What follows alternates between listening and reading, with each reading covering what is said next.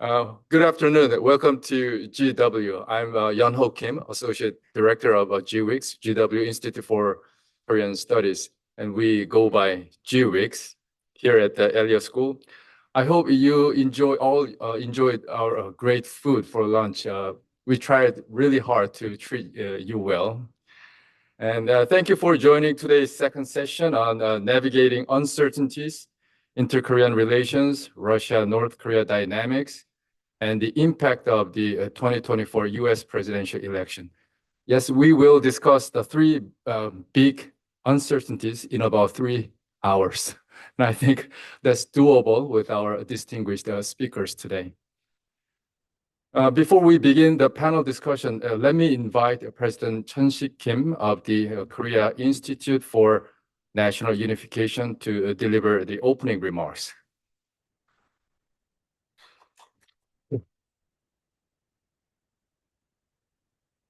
So let me briefly introduce him to you. President Kim assumed his current position in July 2023, and he previously served as Vice Minister of Unification, following a long and distinguished career at the Ministry of Unification. And he holds a PhD in North Korean Studies from the University of North Korean Studies. President Kim.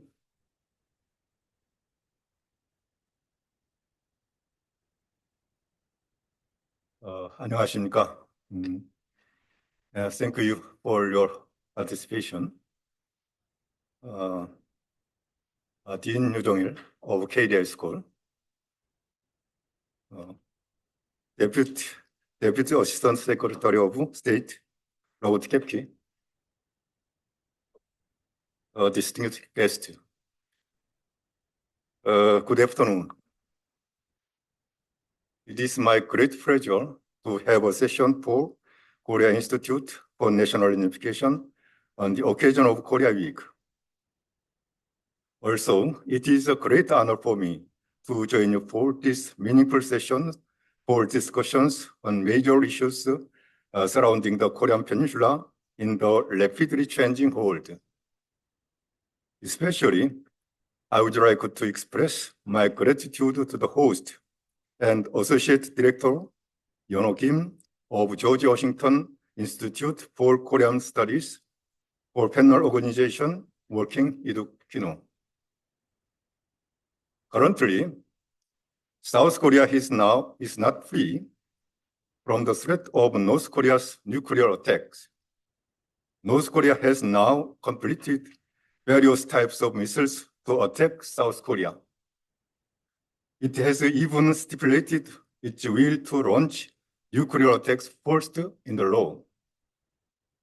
By having nuclear weapons, North Korea is confident that it holds an absolute advantage in the inter-Korean military competition. For the Republic of Korea and the US, the priority is deterring North Korea's provocations. 2 months ago, during the ROK US summit, President Yoon Suk-yeol and President Joe Biden signed the Korean Peninsula Nuclear Deterrence and Operations Guidelines. They agreed to respond strongly, decisively, and immediately to any nuclear provocations from the North. The mission of nuclear deterrence for the Korean Peninsula was assigned to US nuclear asset. As a result, the ROK-US alliance evolved into a nuclear-based alliance with an integrated, extended deterrence system. Yesterday, I visited the Korean War Veterans Memorial. We South Koreans remember the US soldiers' sacrifice and will never forget about it. Based on the ROK-US Mutual Defense Treaty, if one country is attacked in the Pacific region, the other will come to its aid. US forces in Korea make South Korean people trust the US security commitment and the US nuclear umbrella. In this regard, the South Korean people are concerned about argument within the US in terms of the withdrawal of US forces in Korea. South Korea is a major success story of the US-led liberal international order. The journey of South Korea from being a poor country to becoming a developed nation offers valuable lessons for many third world countries still struggling with political instability, poverty, and underdevelopment. For the US, which is engaged in a strategic competition, South Korea can be a key strategic asset. South Korea will work together with the US to defend the liberal international order. The US and South Korea must never recognize North Korea's nuclear possession and must cooperate for the issues of North Korea's denuclearization. Although this is a difficult task, I do not believe it is impossible. In South Korea, if South Korea and the US successfully deter North Korea and the international community maintains strong sanctions, North Korea will be forced to choose between denuclearization and regime survival. In particular, China has both the responsibility and the power to realize North Korea's denuclearization. It is important for South Korea and the US to work together to persuade China to cooperate with sanctions against North Korea. Additionally, it is necessary to continuously explain the incentives for denuclearization to the North and encourage it to change its way of thinking and behavior.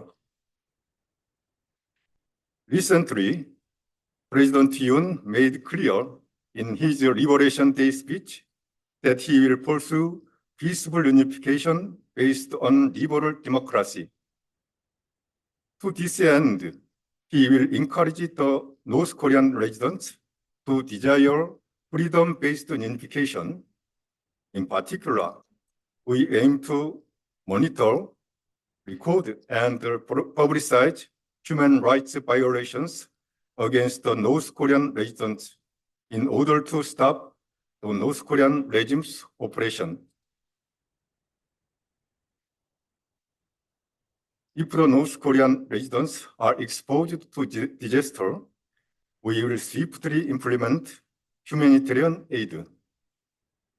We will also support North Korean defectors to help them settle in South Korea.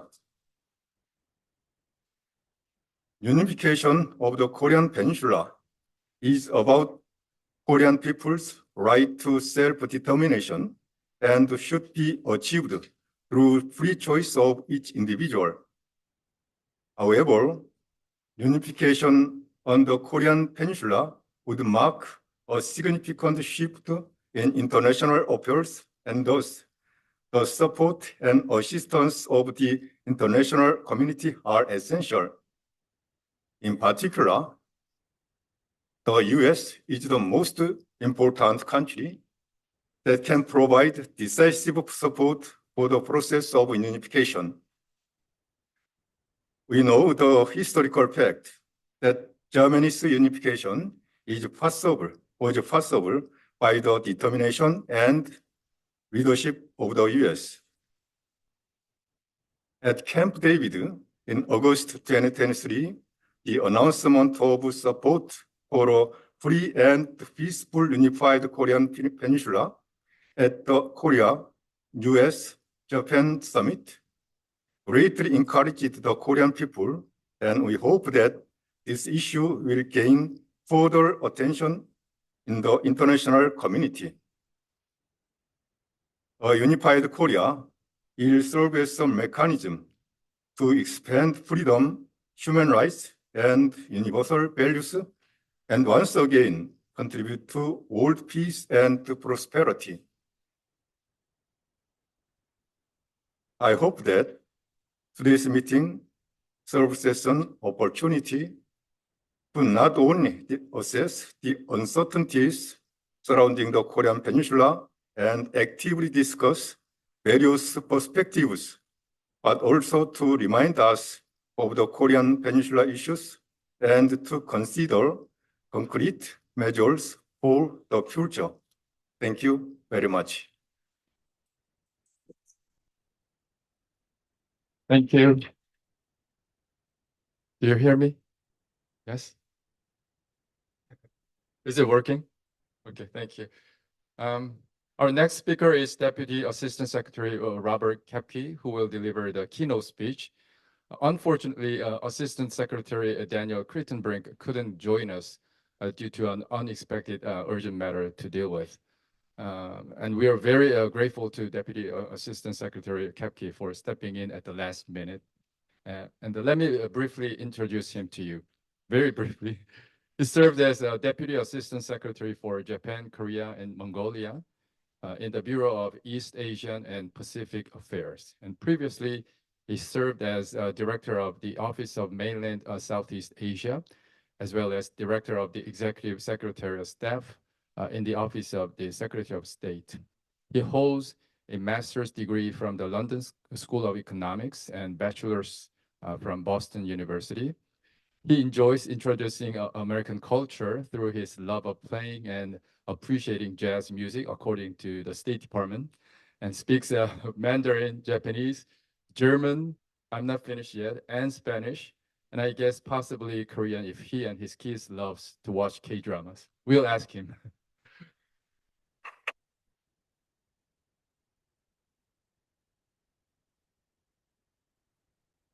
Thank you, everyone. Thank you, Professor Kim, for that warm introduction. I really appreciate it. It is true, I'm a big fan of jazz music, and maybe we can talk about that in some other setting. Good afternoon, everyone. It's a pleasure to be here with you today. To Professor Kim, to Dean Ayers, to the faculty and staff of GW's Institute for Korean Studies, thank you for the invitation to participate in today's program. As noted, unfortunately, our Assistant Secretary, Dan Crittenbrink, was unable to join us today due to a last-minute scheduling change. So I am honored to be with you today, and thank you so much for allowing me to join the event today here at Korea Week 2024. I congratulate you and everyone who played a role in organizing today's event. It is a special feat, I know, to assemble a large and distinguished group of panelists, experts, and organizations for the important discussions that I know you've been having today and beyond. I commend you for your work on the Korea-U.S. Public Diplomacy Project, which is inspiring scholarship on this topic and fostering cooperation among so many distinguished American and Korean academic organizations. I would also like to acknowledge President Kim, from whom you just heard. Thank you for your leadership and your work, and for the work of the Institute over the last 34 years. I thought I would start today by discussing recent diplomatic engagements that we've undertaken as a part of our commitment to the peace and stability of the Korean Peninsula, and by extension, the Northeast Asia region and the greater Indo-Pacific region as well. I'll then lay out for you all the long-standing threats that we see from the DPRK and how we're responding together with our allies and partners. The United States has maintained a robust pace of engagements in the region to include forging historic connections with allies in the Indo-Pacific region. Last August, the United States, Japan, and the Republic of Korea met at Camp David to usher in a new era of diplomatic partnership. Our leaders took an historic step when they established this deep and abiding commitment that together we will strengthen our economies, support a free and open international order, and jointly bolster regional and global peace and security. We've seen the fruits of that commitment throughout the last year, including just in these last few weeks. A few weeks ago, our Assistant Secretary, Dan Crittenbrink, spoke with Japanese and ROK counterparts on developments with the DPRK and how our three countries can further deepen security cooperation, bring global attention to the DPRK's malicious cyber activities and human rights abuses, and call on the DPRK to return to dialogue. Last week, we co-hosted a symposium on cryptocurrency in New York with our ROK allies. We brought together representatives from nearly 30 countries to discuss how we could protect the virtual asset industry from DPRK exploitation and how we continue to disrupt DPRK revenue generation and laundering in virtual assets. Assistant Secretary Crittenbrink also accompanied National Security Advisor Jake Sullivan on his trip to Beijing for meetings with President Xi, Foreign Minister Wang Yi, and others last week. This was the first National Security Advisor visit to Beijing in 8 years. The trip was important to maintaining open lines of communication on some of the region's most pressing issues.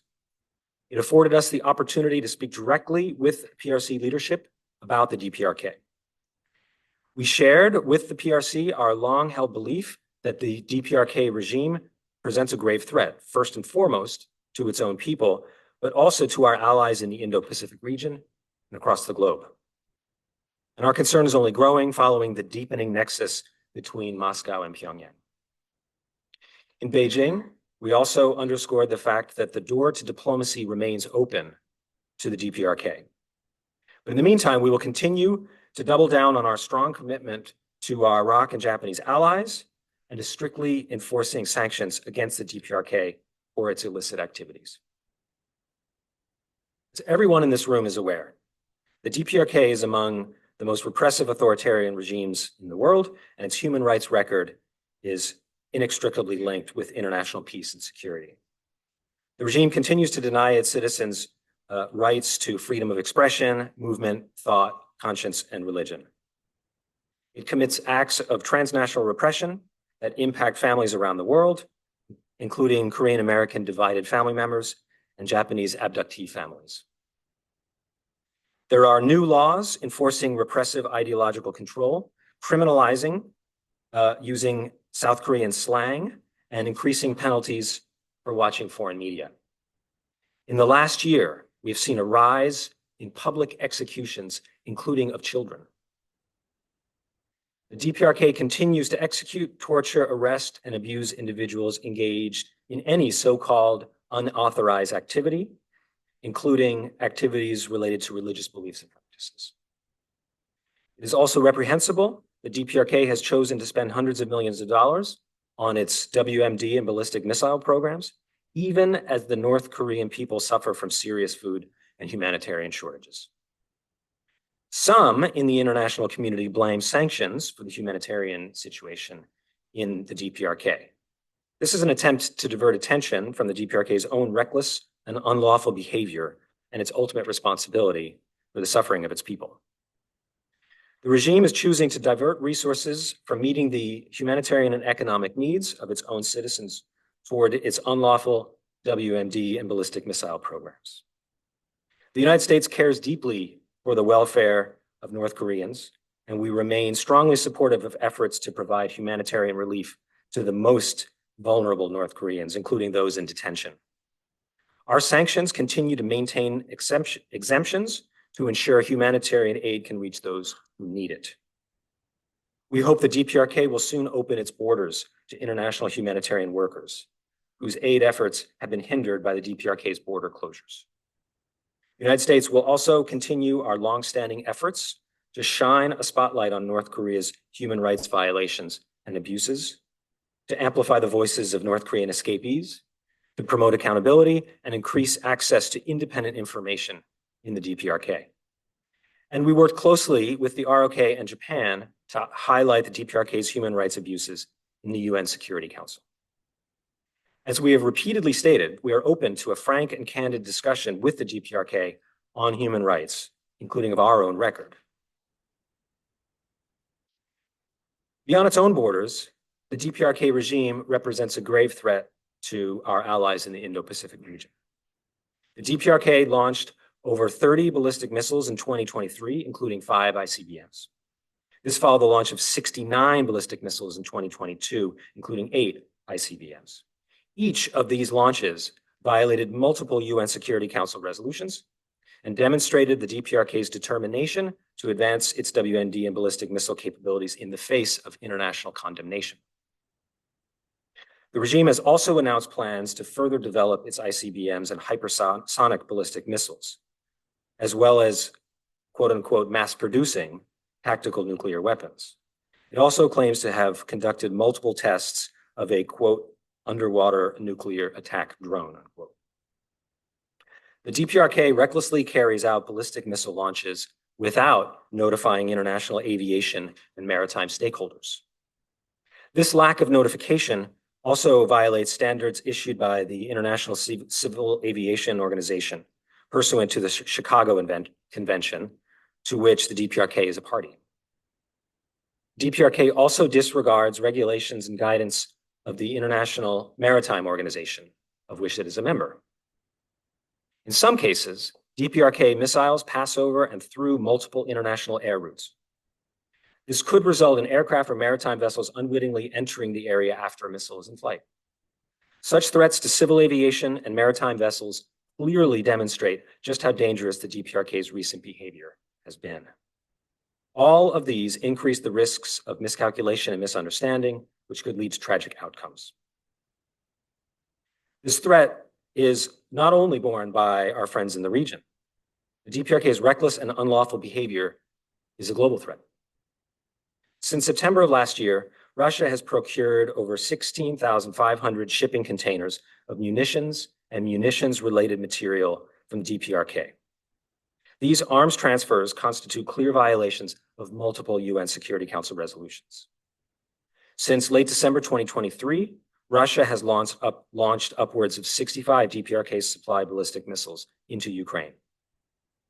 Russia is using DPRK bullets and missiles to kill Ukrainian civilians, destroy Ukrainian cities and infrastructure, and prolong Russia's unlawful war. We are also deeply concerned by what the DPRK is getting in return for its support to Russia and the expanding military ties between the two countries.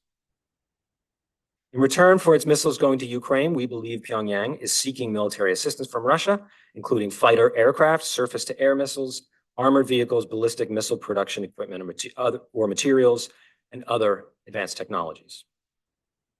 Deepening cooperation between Russia and the DPRK should be of great concern to anyone interested in peace on the Korean Peninsula, upholding the global non-proliferation regime, and supporting the people of Ukraine as they defend their freedom and independence against Russia's brutal war of aggression. I've identified the threats we see from the DPRK to its people, to the Indo-Pacific region, and across the globe. Now I'd like to talk through what we're doing about it. This global threat requires a global response. How are the United States and the international community addressing these threats? At the global level, we believe it is essential for the international community to send a strong, unified message that we want the DPRK to halt its irresponsible behavior, abide by its obligations under UN Security Council resolutions, and engage in serious, sustained diplomacy. The vast majority of the international community has rallied around UN sanctions in place to restrict the DPRK's unlawful weapons of mass destruction and ballistic missile programs, which threaten regional and international peace and security and the global non-proliferation regime. The United States has also sanctioned scores of individuals and entities related to the DPRK in recent years. We will continue to increase pressure on Pyongyang. We want to underscore that we have and will continue to respond to the DPRK's malicious cyber activity, its unlawful WMD and ballistic missile programs, and its deplorable human rights policies. Financial sanctions, including through autonomous sanctions and measures imposed through UN Security Council resolutions, prevent the DPRK from accessing global financial institutions. Without these sanctions, the DPRK would have much easier access to a diverse array of financial institutions and services that it could easily exploit. Sanctions have also raised costs for the DPRK to advance its unlawful WMD and ballistic missile programs. On malicious cyber activity, sanctions deny DPRK cyber actors the secrecy they rely on to operate. Once they are called out publicly through a sanctions designation, they no longer have that secrecy. If they're located outside of the DPRK, host government officials may be able to take action to put a stop to their illegal activities. The criminal networks they rely upon are also far less likely to provide assistance. I should note, the sanctions effort is not a battle that we wage alone. Beyond UN financial sanctions and those instituted by the United States, I want to highlight our success on coordinated trilateral designations with the ROK and Japan. This brings me to our work with partners in the Indo-Pacific, indeed our most effective tool to address this threat. We place enormous value on our Indo-Pacific partners and allies, with whom we work every day to facilitate our shared vision of a region that is free and open, connected, prosperous, secure, and resilient. And since day one of the Biden-Harris administration, we've prioritized investing in the collective capacity of our allies and partners and in creating a lattice work of mutually reinforcing relationships. These relationships enable us to first find new opportunities to deliver for our people and tackle today's greatest challenges, one of which is the threat from the DPRK. This threat is more pressing than ever. It has put into stark relief the urgent need to institutionalize our collaboration among our allies, including, especially, Japan and the Republic of Korea. Our trilateral cooperation is stronger than it has ever been, building on Camp David and the historic rapprochement between Seoul and Tokyo. Together with our allies in Seoul and Tokyo, we are focused on expanding trilateral security cooperation, including exercises and capacity building initiatives. We also see opportunities to defend and promote human rights and gender equity, strengthen economic and energy security, and address supply chain resiliency, climate crisis, and global health. This trilateral cooperation is rooted in a deep, abiding, and enduring commitment to the security and prosperity of our allies. The same holds true for our strong bilateral commitments to both the ROK and Japan. For over seven decades, the alliance between the United States and the Republic of Korea has been the linchpin of peace, security, and prosperity for Northeast Asia, the broader Indo-Pacific, and beyond. With the government of Japan, our alliance remains the cornerstone of peace, security, and prosperity in the Indo-Pacific. The United States' commitment to the defense of our ROK and Japanese allies is ironclad, and our alliances are stronger than ever. We remain committed to the security of the ROK in Japan, which is why President Biden reaffirmed that our extended deterrence commitments to the ROK and Japan are backed by the full range of U.S. defense capabilities, including nuclear, conventional, and missile defense capabilities. It is why 2 years ago, we reactivated the high-level extended deterrence strategy and consultation group with the ROK, which met again in September 2023, and indeed is meeting again just today. It is why we hosted our Japanese allies in June for our bilateral extended deterrence dialogue. It is why we are working to further strengthen deterrence by reinforcing our combined defense posture, expanding the scale and scope of bilateral and multilateral exercises, increasing strategic asset deployments to the region, and broadening strategic dialogues. Our military and defense ties are unwavering. So too are our bonds based on mutual trust and shared economic and democratic values. Our increasing economic, technological, and people-to-people ties are equally strong and enduring. I know today's agenda includes US politics. I'm not going to speak to that. What I do want to underscore is the historic nature of America's commitment to our allies. Over 7 decades, we have worked with the ROK, Japan, and a host of other partners to promote peace in the region. Over these 7 decades, these alliances have enjoyed strong bipartisan support, built on the need to provide security on the Korean Peninsula and around the globe, something that continues today. So I've talked today about the pace of our partner engagements in the region and the threat we see in the DPRK to its people, to the region, and to the world. I've addressed what we're doing about that threat through sanctions, through robust bilateral, trilateral, and multilateral engagement, through enduring treaty commitments to our allies. Let me also reiterate here what I said earlier. The door to dialogue with the DPRK remains open. The United States remains committed to diplomacy. We are willing to engage in dialogue without preconditions.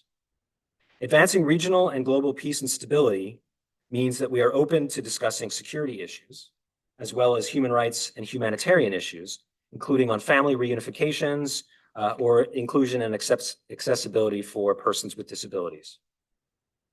At the same time, as long as the DPRK refuses to engage and continues to carry out provocations, the United States will be compelled to take steps to protect ourselves and our allies. We also stand firm in our commitment to friends and allies in the region, both now and in years to come. Thank you again to George Washington University for the opportunity to speak with you all today. Please enjoy Korea Week here on campus, and I wish you all a very productive conference. Thank you very much. Thank you.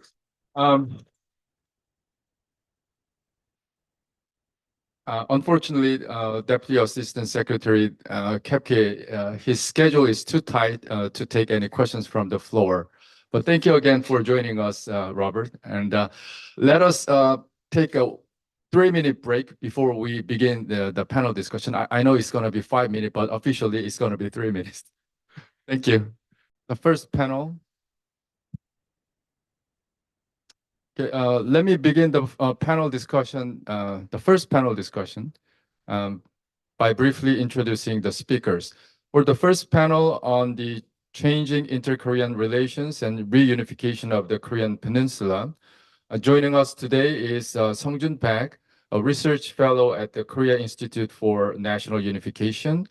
Sung-Jun is an expert in nuclear strategy, US-DPRK relations, and international security. He holds a PhD from the George Washington University. Welcome back to your alma mater. And I'm not giving him any privilege here, but he has published extensively on North Korean nuclear policy and regional security. And the paired speaker for this panel is Rachel Min-young Lee, a senior fellow at the Stimson Center's Korea program and 38 North. Rachel was a North Korea open source intelligence collection expert and analyst with the US government, where she specialized in propaganda analysis and covered a broad range of North Korean issues, including leadership, domestic politics and economy, and foreign policy. Without further ado, Sung-Jun. Thank you. Thank you, Professor Yeon-ho Kim, for the warm introduction. It is my great pleasure to speak at the Elliott School of International Affairs. Having completed my PhD at the George Washington University and having spent many, many years as a teaching staff in this very building, this feels like a homecoming for me.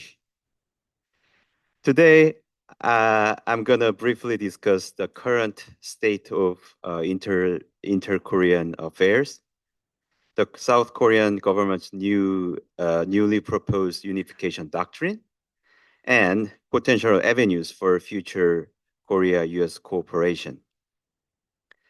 First, the current state of the inter-Korean relations. It isn't very promising, and this probably is an understatement. The relationship, in fact, could be categorized as a near complete deadlock right now. Since 2019, Pyongyang has continued its nuclear modernization and diversification, deploying a range of tactical nuclear weapons targeting South Korea, which is very threatening. In 2022, Pyongyang revised its nuclear doctrine, legalizing the first use of nuclear weapon in case of emergency. Although I view this revision of nuclear doctrine is a way to maximize its deterrence against the United States and South Korea, it still increases the risk of inadvertent escalation, making the situation even more dangerous. Furthermore, Pyongyang has tried to fundamentally redefine the inter-Korean relationship by defining the relations as those between separate hostile two countries. In doing so, Pyongyang appears to have abandoned the goal of national unification altogether. For example, Pyongyang recently destroyed the Arch of Reunification in Pyongyang, a large monument dedicated to the peaceful unification of the Korean nation. And also, Pyongyang referred to South Korea as the Republic of Korea. It basically used our official title, not out of respect, but to highlight its view that South Korea is now a foreign country. Even when Pyongyang briefly attempted to engagement with outside world, they never contacted South Korea. Instead, they contacted Japan. Overall, Pyongyang's intent seemed to be to completely ignore and alienate South Korea from its politics. This change in North Korea, South Korea, and unification policy seems a natural progression given the sheer imbalance of national capability between South and North Korea. With no realistic hope of achieving unification on its own terms, Pyongyang's only viable option for long-term regime survival is to completely reject the idea of Korean unification. If any type of unification were attempted on the Korean Peninsula, chances are the Kim dynasty wouldn't survive the process. To address this virtual deadlock, South Korean President Yoon Suk-yeol proposed a new unification doctrine in this year's Liberation Day ceremonial address. The core of this doctrine is to promote national unification by spreading, expanding, and sharing universal values such as freedom and human rights, particularly in North Korea. The doctrine includes multiple action plans, including promoting access to information for the people in North Korea, enhancing human rights in North Korea through international cooperation, and proposing an inter-Korean working group or inter-Korean consultative body for dialogue which will be open to a range of discussion topics such as military, economic, cultural, societal, humanitarian issues, and many more, whenever North Korea is ready to engage. At the same time, President Yoon reiterate the audacious initiative, the Yoon administration's commitment to the complete denuclearization of North Korea through deterrence, dissuasion, and dialogue. In addition, President Yoon reaffirmed the offer of positive inducement to North Korea, that is, economic cooperation with North Korea, in case North Korea returns to the denuclearization negotiation table. Overall, while sticking to its initial goal of denuclearization of North Korea, The president sent a friendly signal, friendly gesture to the North Korean regime by proposing dialogue.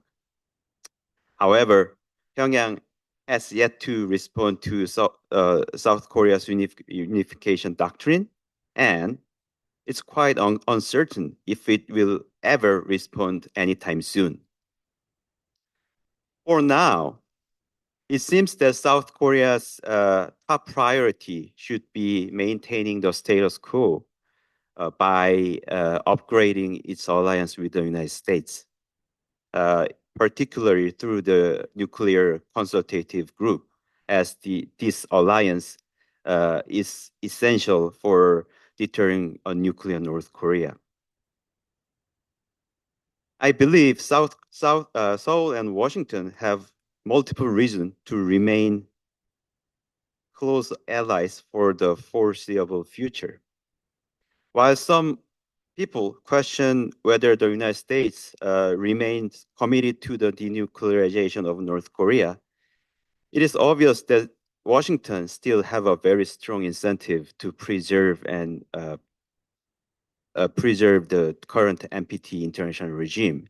So I don't anticipate any serious friction between the two countries over the agenda of denuclearization of North Korea. Also, both countries have growing interest in countering the security cooperation between Russia and North Korea. Lastly, given its strong national capability and geopolitical location, South Korea will continue to be a valuable asset in the U.S. Indo-Pacific strategy.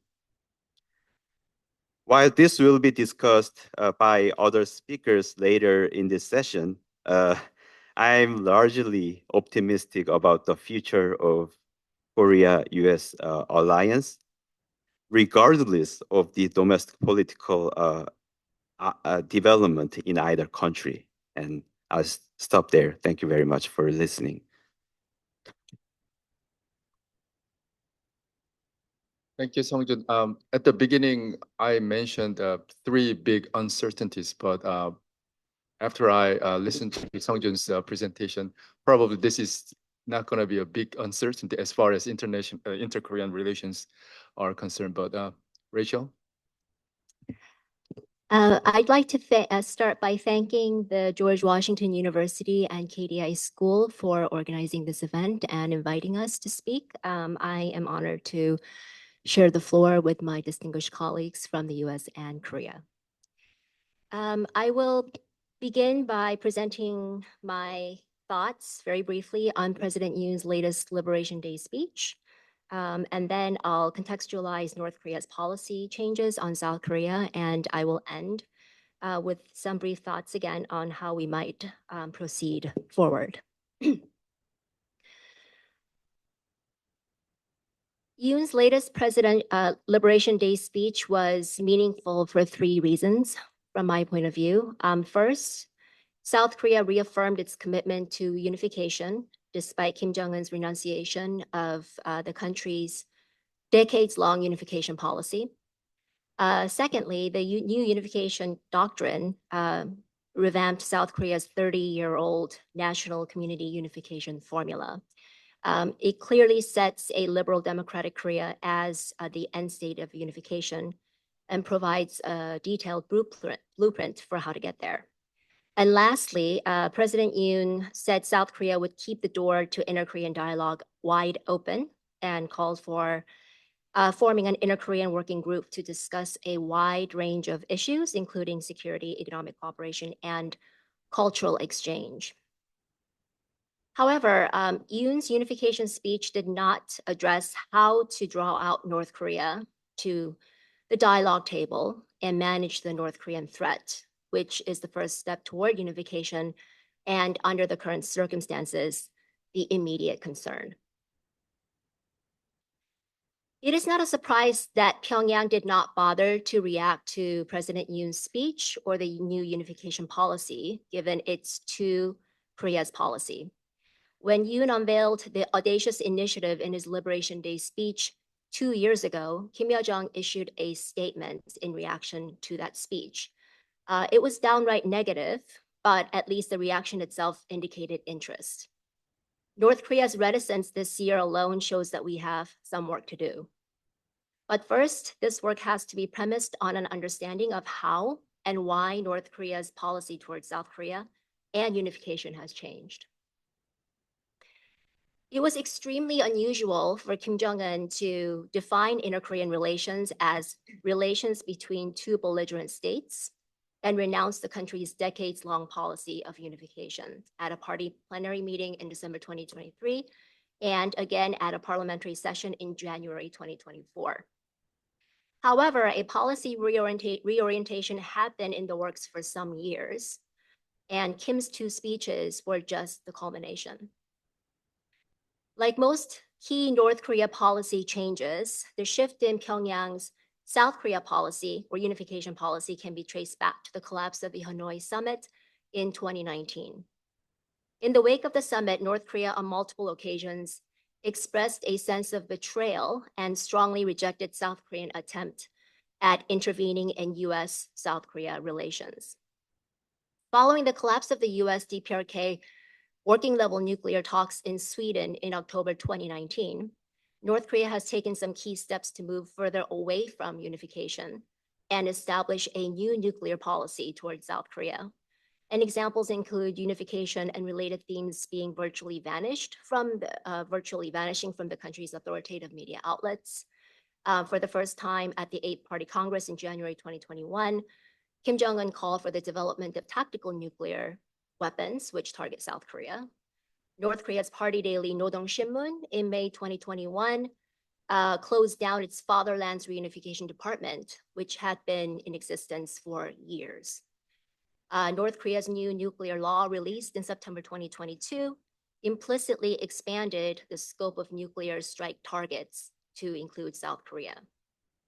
In July 2023, as Dr. Beck mentioned, North Korea began referring to South Korea by its formal name, the Republic of Korea, one of its first moves to redefine South Korea as a foreign country. In addition to the examples I just listed, it is unlikely that Kim Jong-un will renege on his South Korea and unification policy. It shut down all unification-related organizations, removed all unification-related words from North Korean literature and monuments, took down propaganda websites, and is erecting a wall along the military demarcation line.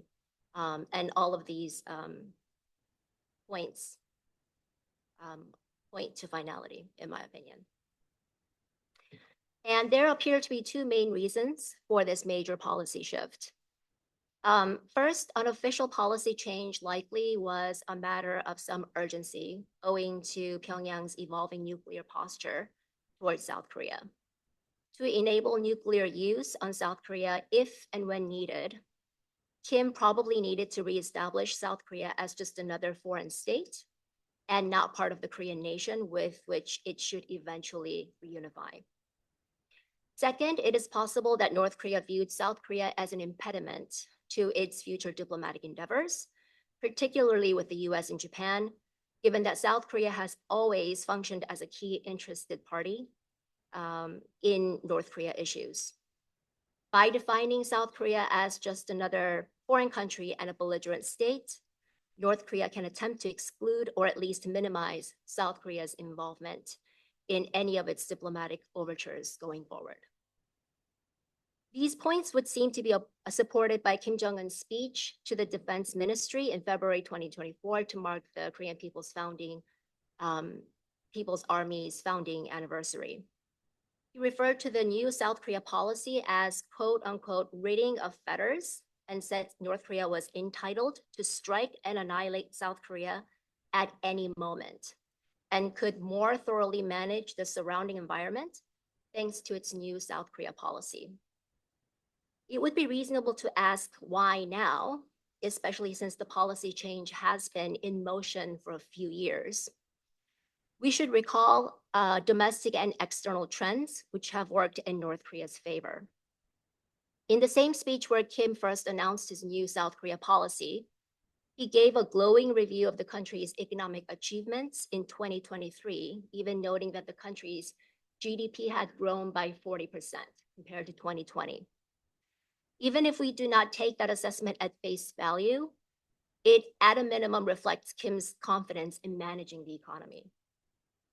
Secondly, on the external front, we should note that the South Korea policy change announcement followed Kim Jong-un's summit with Putin in September 2023, and the unprecedented level and scope of exchange between North Korea and Russia that followed. North Korea's improving relations with Russia, together with other geopolitical factors, probably gave Kim confidence that North Korea is a key regional or even a global player. Pyongyang's South Korea policy also should be viewed within the broader context of its foreign policy shift in recent years. We hear a lot about how unusual it was for Kim Jong-un to walk back on the country's unification policy, which was started by Kim Il-sung and upheld by Kim Jong-il. But he already did this on the foreign policy front. North Korea's policy toward the US, China, and Russia has undergone major changes over time since the collapse of the Hanoi summit. In short, North Korea gave up its 3-decade policy of normalization with the US by working toward denuclearization, and has gone back to, by extension of that, its 30-year policy of non-alignment with China and Russia.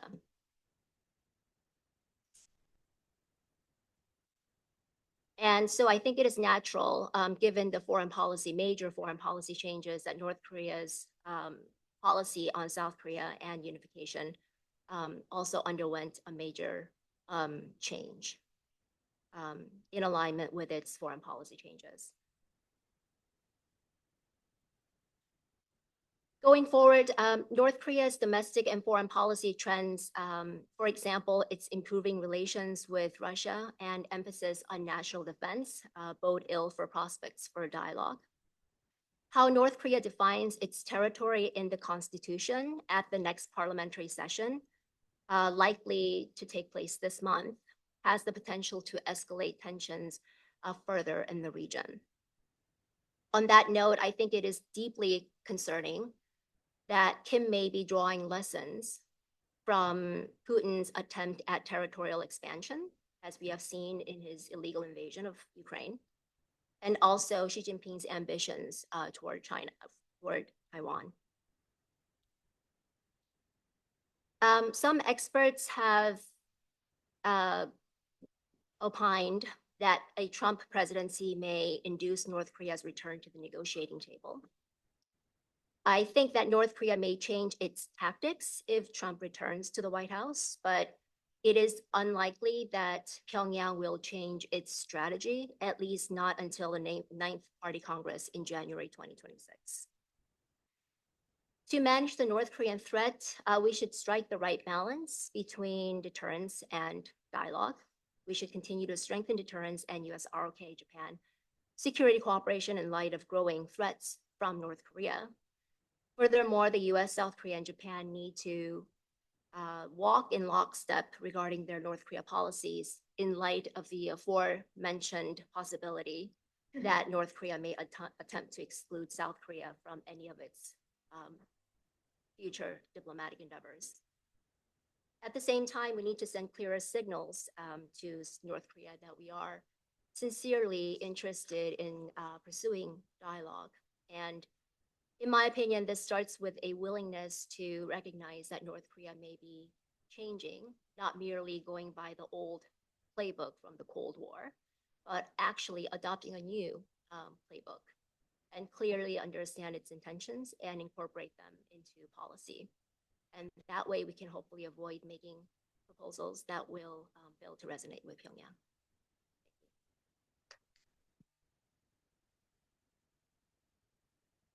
Thank you, Rachel. We're right on time. Thank you for your cooperation.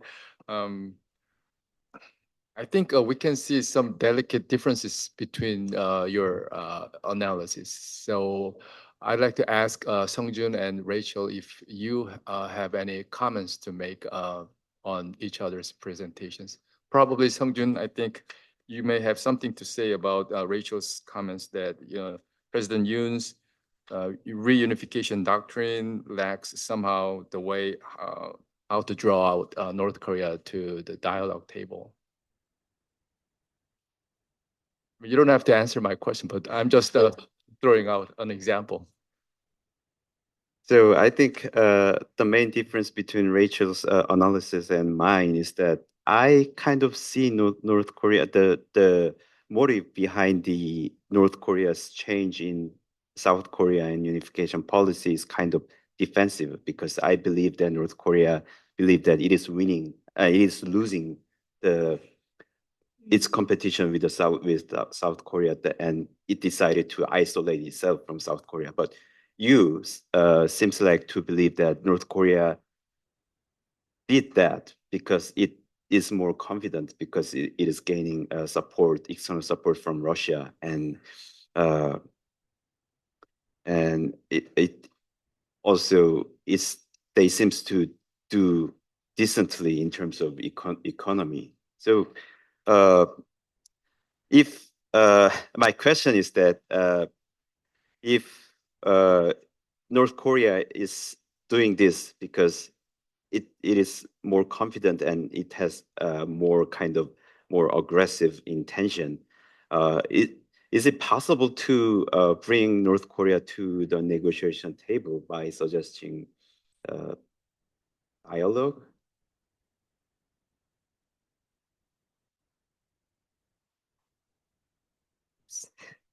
It's unread.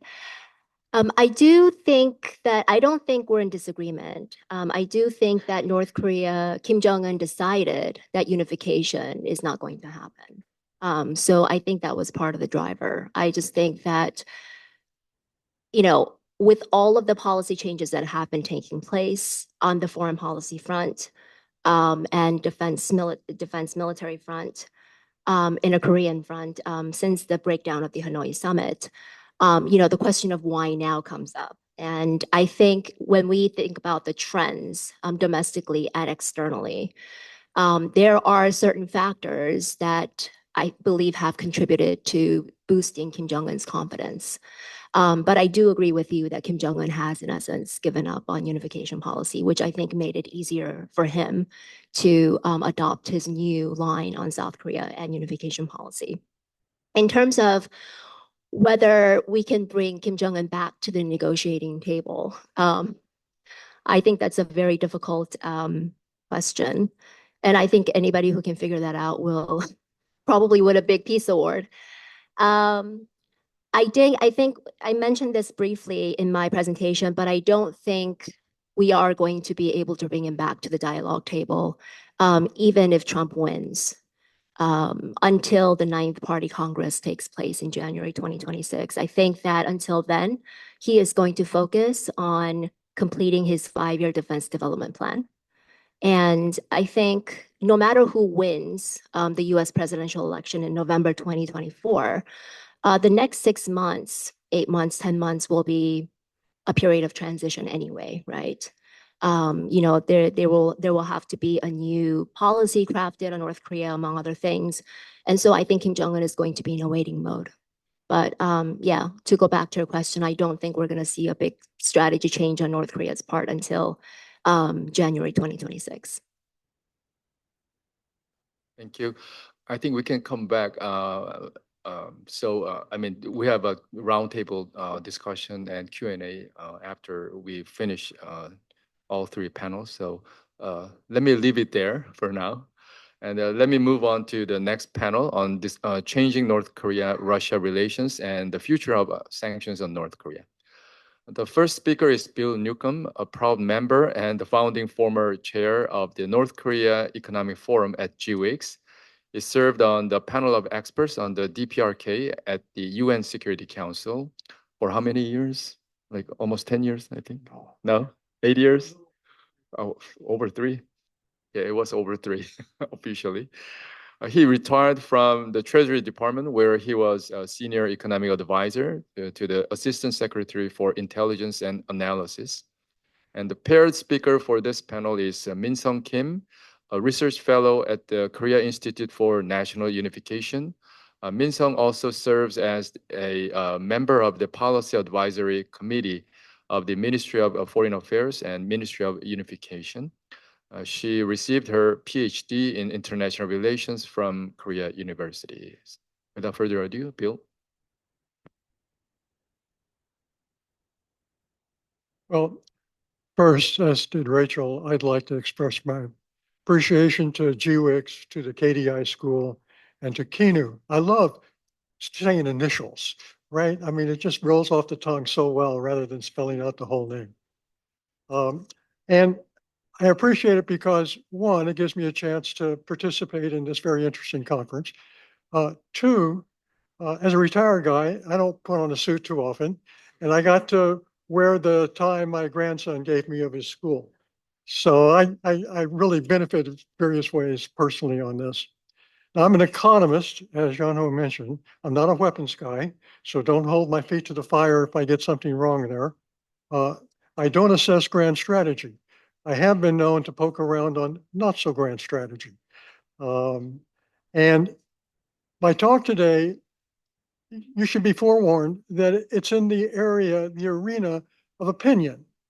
And what that means is you have certain grounds to form your opinion, and other people can find certain grounds to form their opinion, which is counter, but it's very difficult to find grounds to refute each other's opinion. That comes not ex ante, but ex post. And what we call that in the United States, particularly in the fall, is Monday morning quarterbacking. So you're free to Monday morning quarterback me, but for now, if you want to apply words like probably, possibly, likely to things I say, feel free. I may leave them out all the time, but that's the context in which I'm speaking. Now, I want to start looking at this shift in relations by going back to the panel, which I really enjoyed. And before I get into that, I mentioned it personally over lunch, but I want to publicly thank Ambassador O'Jun. He gave tremendous support to the panel while he was ambassador in New York to the UN, and the mission gave the panel really very vital support. So I hadn't seen him in all these years, but it's great that he was here today for that. On the panel, what we saw when I was there was Russia was not terribly concerned about North Korea. That couldn't be a great surprise. Russia's concern was Iran. China was the one that was concerned about North Korea. And so when the panel meetings and the 1718 committee meetings that we were invited to and so forth, it was China that was trying to throw roadblocks in our path, shoot down our conclusions. And Russia would say, we support the Chinese position. The reverse was true in the Iran panel. There, Russia was the one making objections and so forth. And China was saying, we support the Russian position. So they were trading favor for favor in a good old mafioso way. There's a gradual shift in how Russia was treating North Korea. And I date it from the first incursion of the Ukraine in 2014 and the application of sanctions over their behavior and the violence and so forth that were put on by the US and allies at the time. While that quieted down in 2018 to 2020, you see a ramping up of sanctions on Russia for various reasons, including the election here where there was interference. And I think that this starts Russia thinking about how it's being victimized by sanctions, thinking about how it might cooperate with other countries that are being heavily sanctioned, right? How it might get around it, how it might diplomatically reposition itself. We see a benchmark. There are several, of course, but the one I'll point to is April 2019, he meets with Kim in Vladivostok. And we start seeing from there on a more military dimension to the shift toward North Korea rather than what had been Russia trying to get along well with South Korea because of the obvious economic benefits of doing so. So this solidifies after 2022 when Russia attacks the Ukraine once again. And North Korea proved willing and able to supply these badly needed ammo, SRBMs that have been identified from debris on battlefields. And then they formally sealed this relationship with the Mutual Defense Treaty at the June summit. I know I'm really skipping over a lot. This is a 30,000 foot view. We can go into details later if you wish, but I think we want to get not from well-covered ground, I think most people know, but to the future. Now, I learned something when the Assistant Secretary spoke. I had 13,000 shipping containers from a South Korean publication. I now hear it's 16,000. And it was 6 million estimated, 6 million plus 152 millimeter shells. How do they do that? Well, you can count containers. Now, they don't say in the press releases whether it's 20 foot or 40 foot, let's assume 20 foot. And you apply a science called cratology. You use photographs to measure the dimensions, and then you know the dimensions of the shells, and you see how many might fit in there. And so that's how they get to their estimate. Of course, the containers could have other things in them as well. We don't have X-ray vision to see through. They're not passing through X-ray machines. There's no inspection going on between North Korea and Russia as to the content. And if there is a bill of lading, it's bound to be falsified anyway. So there's no way to double check on that. There is also reports of 122 millimeter rounds, anti-air, anti-tank rounds, and of course, these short-range ballistic missiles that have been shipped. Well, what's going the other direction? Well, we've got reports that North Korea is very interested in military technology and satellite assistance, intelligence sharing, and so forth. We have a North Korean look-alike missile to the Ixander. We have the Hwasong-18, which is almost identical to the Topol-M. And then a very disturbing development was the launch of what they claimed was a MIRV-capable missile, which has absolutely profound strategic implications for the U.S. and our allies. And it means terrific expenses in beefing up anti-missile systems. So the AMD cost is pretty high. What else? Well, they got some goats, they got some horses, they got some food, we don't know what kind. They got some fuel, they don't specify what the fuel is, probably it's coal. North Korea has a need for oil, but it's only got a Chinese oil refinery down in the south, and the Ungi refinery, last time I checked, wasn't working, and that was the one that was set up to handle Russian crude. So, I haven't seen any reports of refined petroleum products going in from Russia, although it's possible they could be railing some in. But in general, I'm making the assumption that it's coal operating under the UN exemption for Russian coal that goes up into Najin, supposedly for other destinations. North Korea is allowing Russian tourists to come in, I read. The Russians are allowing North Korea to buy beer or sell beer to there. They're hiring more workers. They host banking officials and have for a long time. They host North Korean trade officials and have that for a long time, done that for a long time.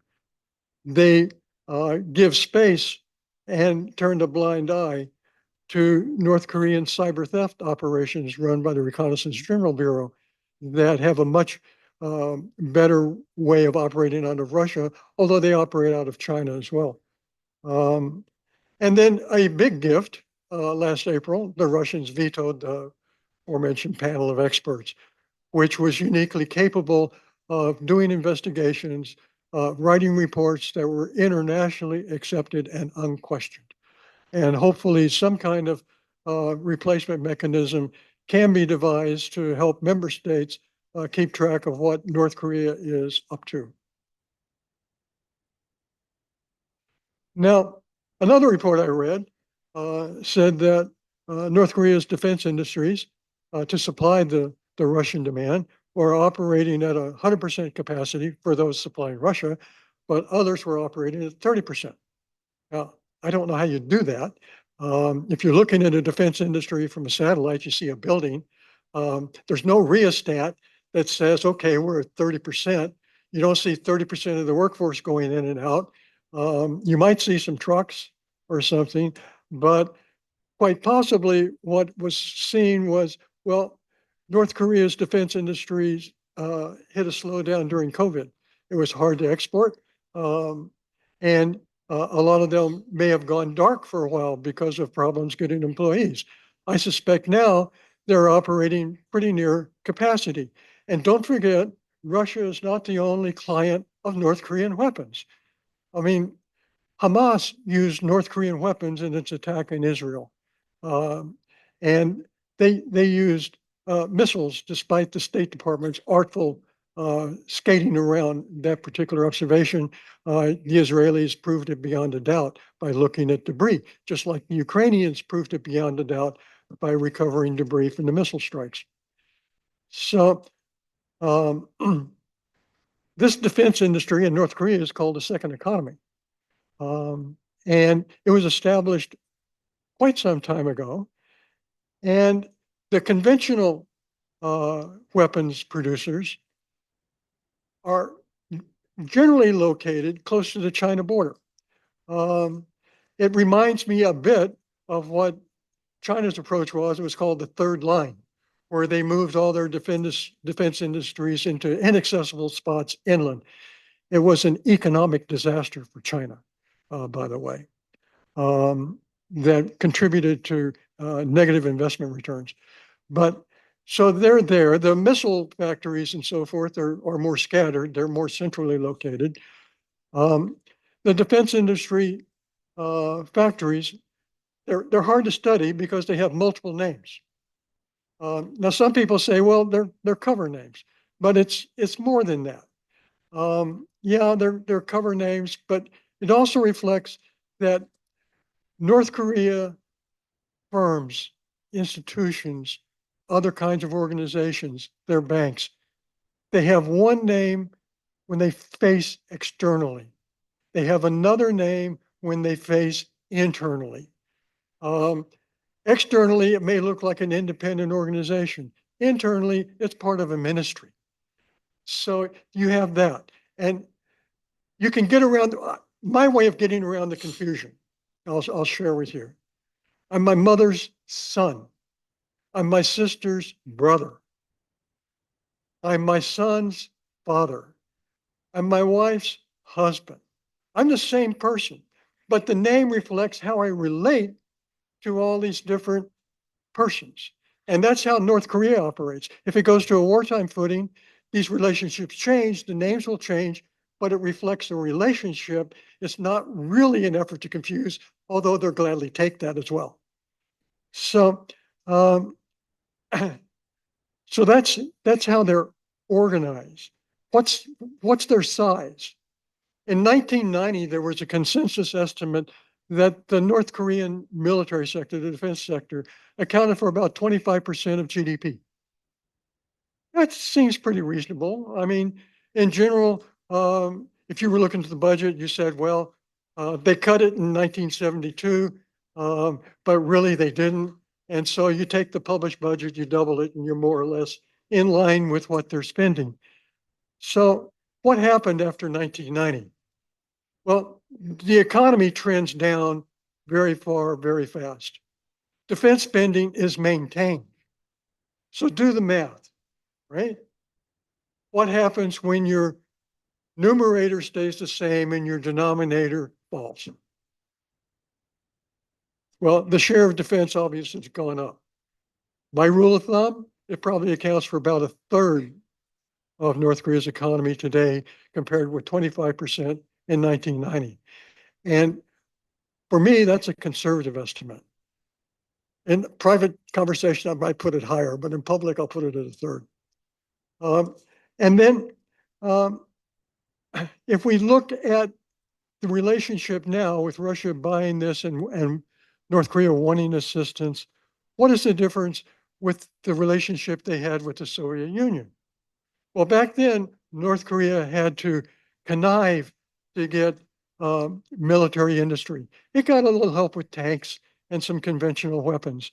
But remember Chang aluminum factory? That's skin for missiles, right? Taedong battery factory they got from the Russians' aid.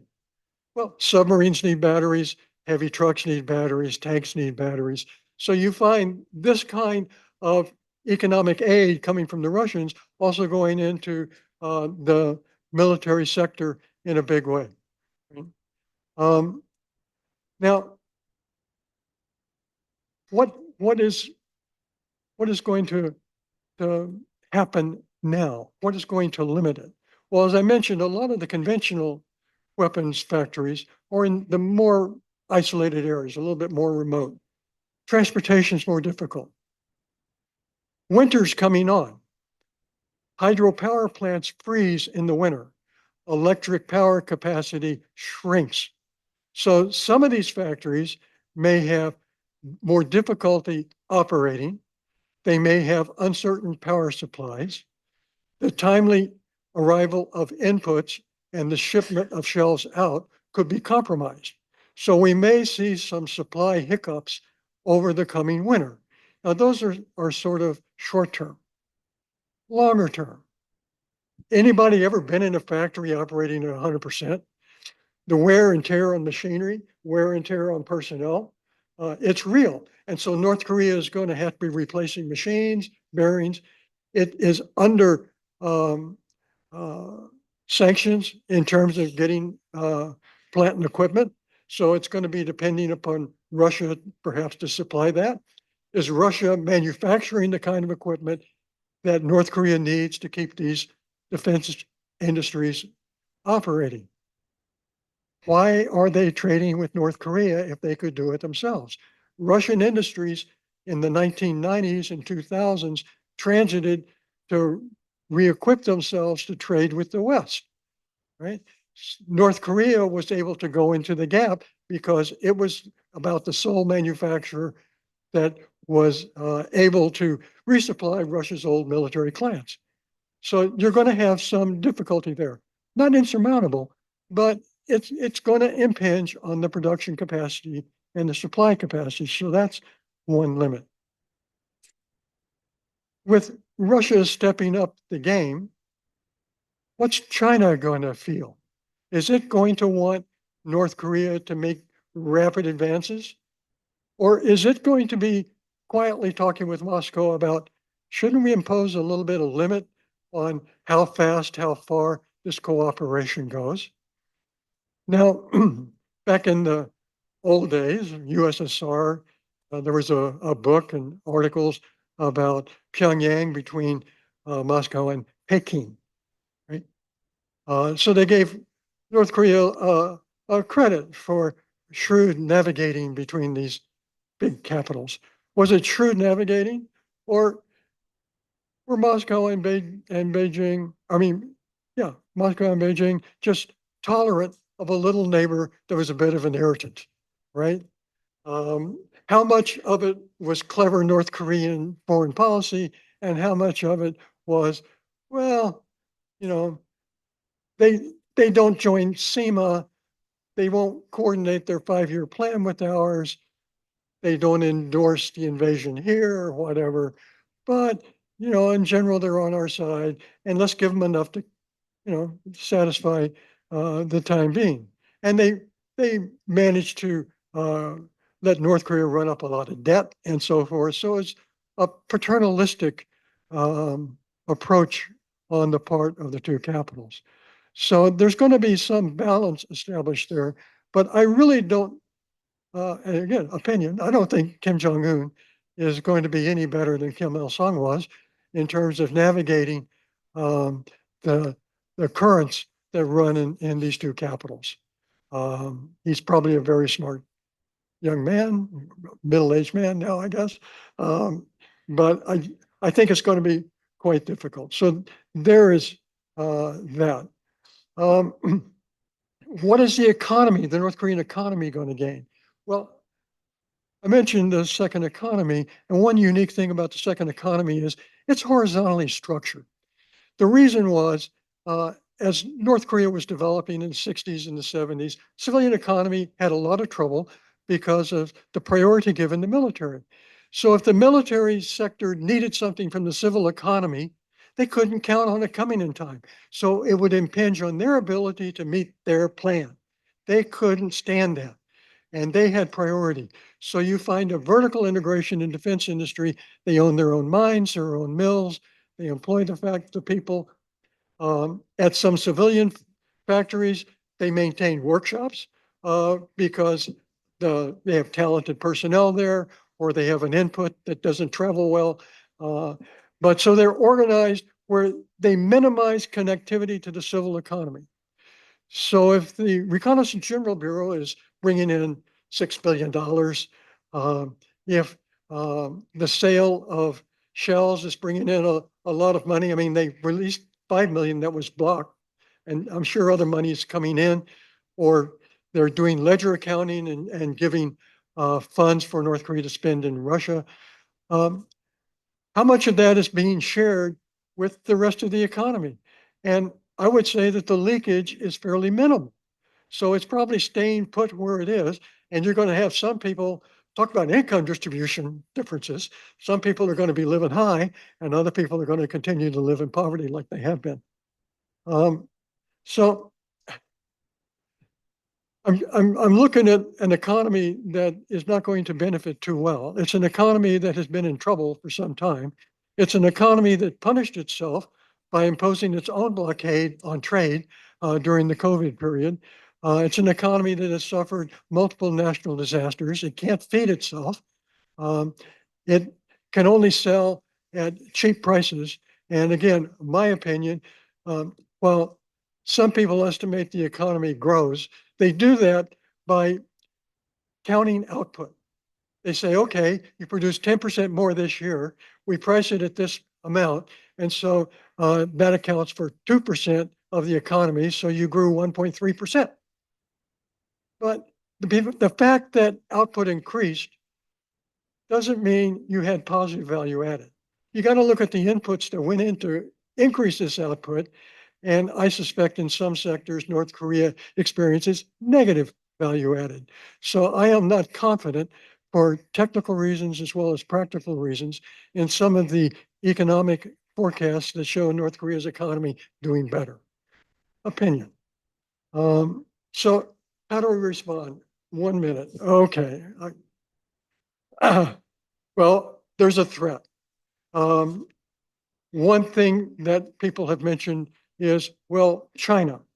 Well, China has a common interest with the United States, but it unfortunately doesn't share common ground with the United States. So if China is going to be motivated, perhaps Seoul can be the motivator, because I don't think the United States is going to be able to do so. And the United States is going to have to be looking at partners to help convince Russia to limit its support, partners like Seoul, like Tokyo, and let's not forget Australia and New Zealand, who have stepped up in monitoring sanctions. And I'm sorry I ran out of time, but thank you all very much.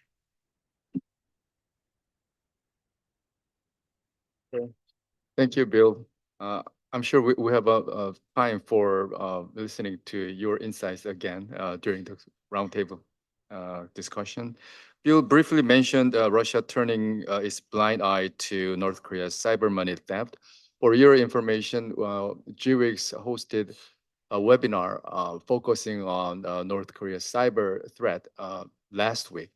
If you want to get more information about that, please visit our website. That webinar featured a former FBI investigator and also former panel of experts, member of panel of experts. We saved Bill for today, so it was different former member. With that, let me ask Min Sung to share her insights on this topic. Okay, good afternoon. I'm Min Sung Kim, a research fellow at the Korea Institute for National Unifications, and thank you very much for the kind introductions, Professor Kim. It is personally great to be in these sessions with the renowned scholars from both South Korea and the United States. But personally, I feel very grateful to be in these sessions with Mr. William Newcomb. I have seen your performances and I have read a lot of the pieces since my graduate school for my study. So I feel very honored to do the presentations in the same panels. To deal with the second topic for the sessions, I would like to touch upon the 3 points. First one is assessment, why Russia and North Korea are getting closer. And second, related to the recent these ties, what are the challenges that we are facing? And lastly, I would like to share my policy recommendations for the ROK and the US governments could consider. So why Moscow and Pyongyang are getting closer nowadays? There, of course, the William already covered the overall the historical background between these two countries. But nowadays, we are talking about their closer relations regarding the points. The mainly two groups in assessing the recent Russia-DPRK relations. First group is pretty much focusing on the strategic approach with the long-term and future-oriented aspects. So from their perspective, Russia pursues ultimately to rebuild kind of the anti-US or anti-West coalitions for revising the current US-led rule-based order or liberal international order, especially to achieve its global recognitions or the regional leadership as a power. And simultaneously, North Korea pursues to create a favorable environment to be a nuclear weapons state, which could be an exceptional case of the NPT regime. For North Korea, it is a national strategy goal, ultimately to secure its regime survivor. On the other side, scholars and some scholars and experts are focusing on the tactical approach.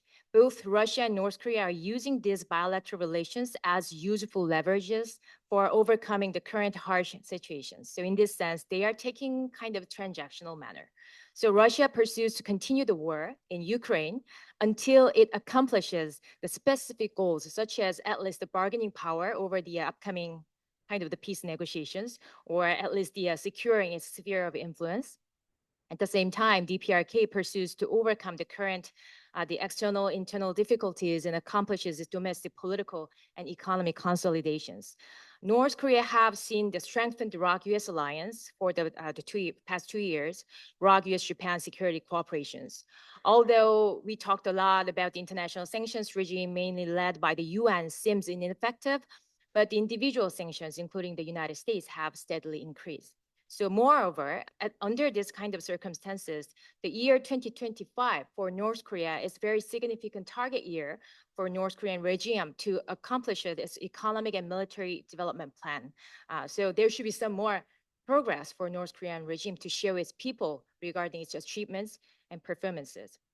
So strategic and tactical approaches are interlinked to each other in some sense, but reviewing the history of the bilateral relations between Moscow and Pyongyang, the current situations, in my personal opinion, seems to skew to the more tactical approach.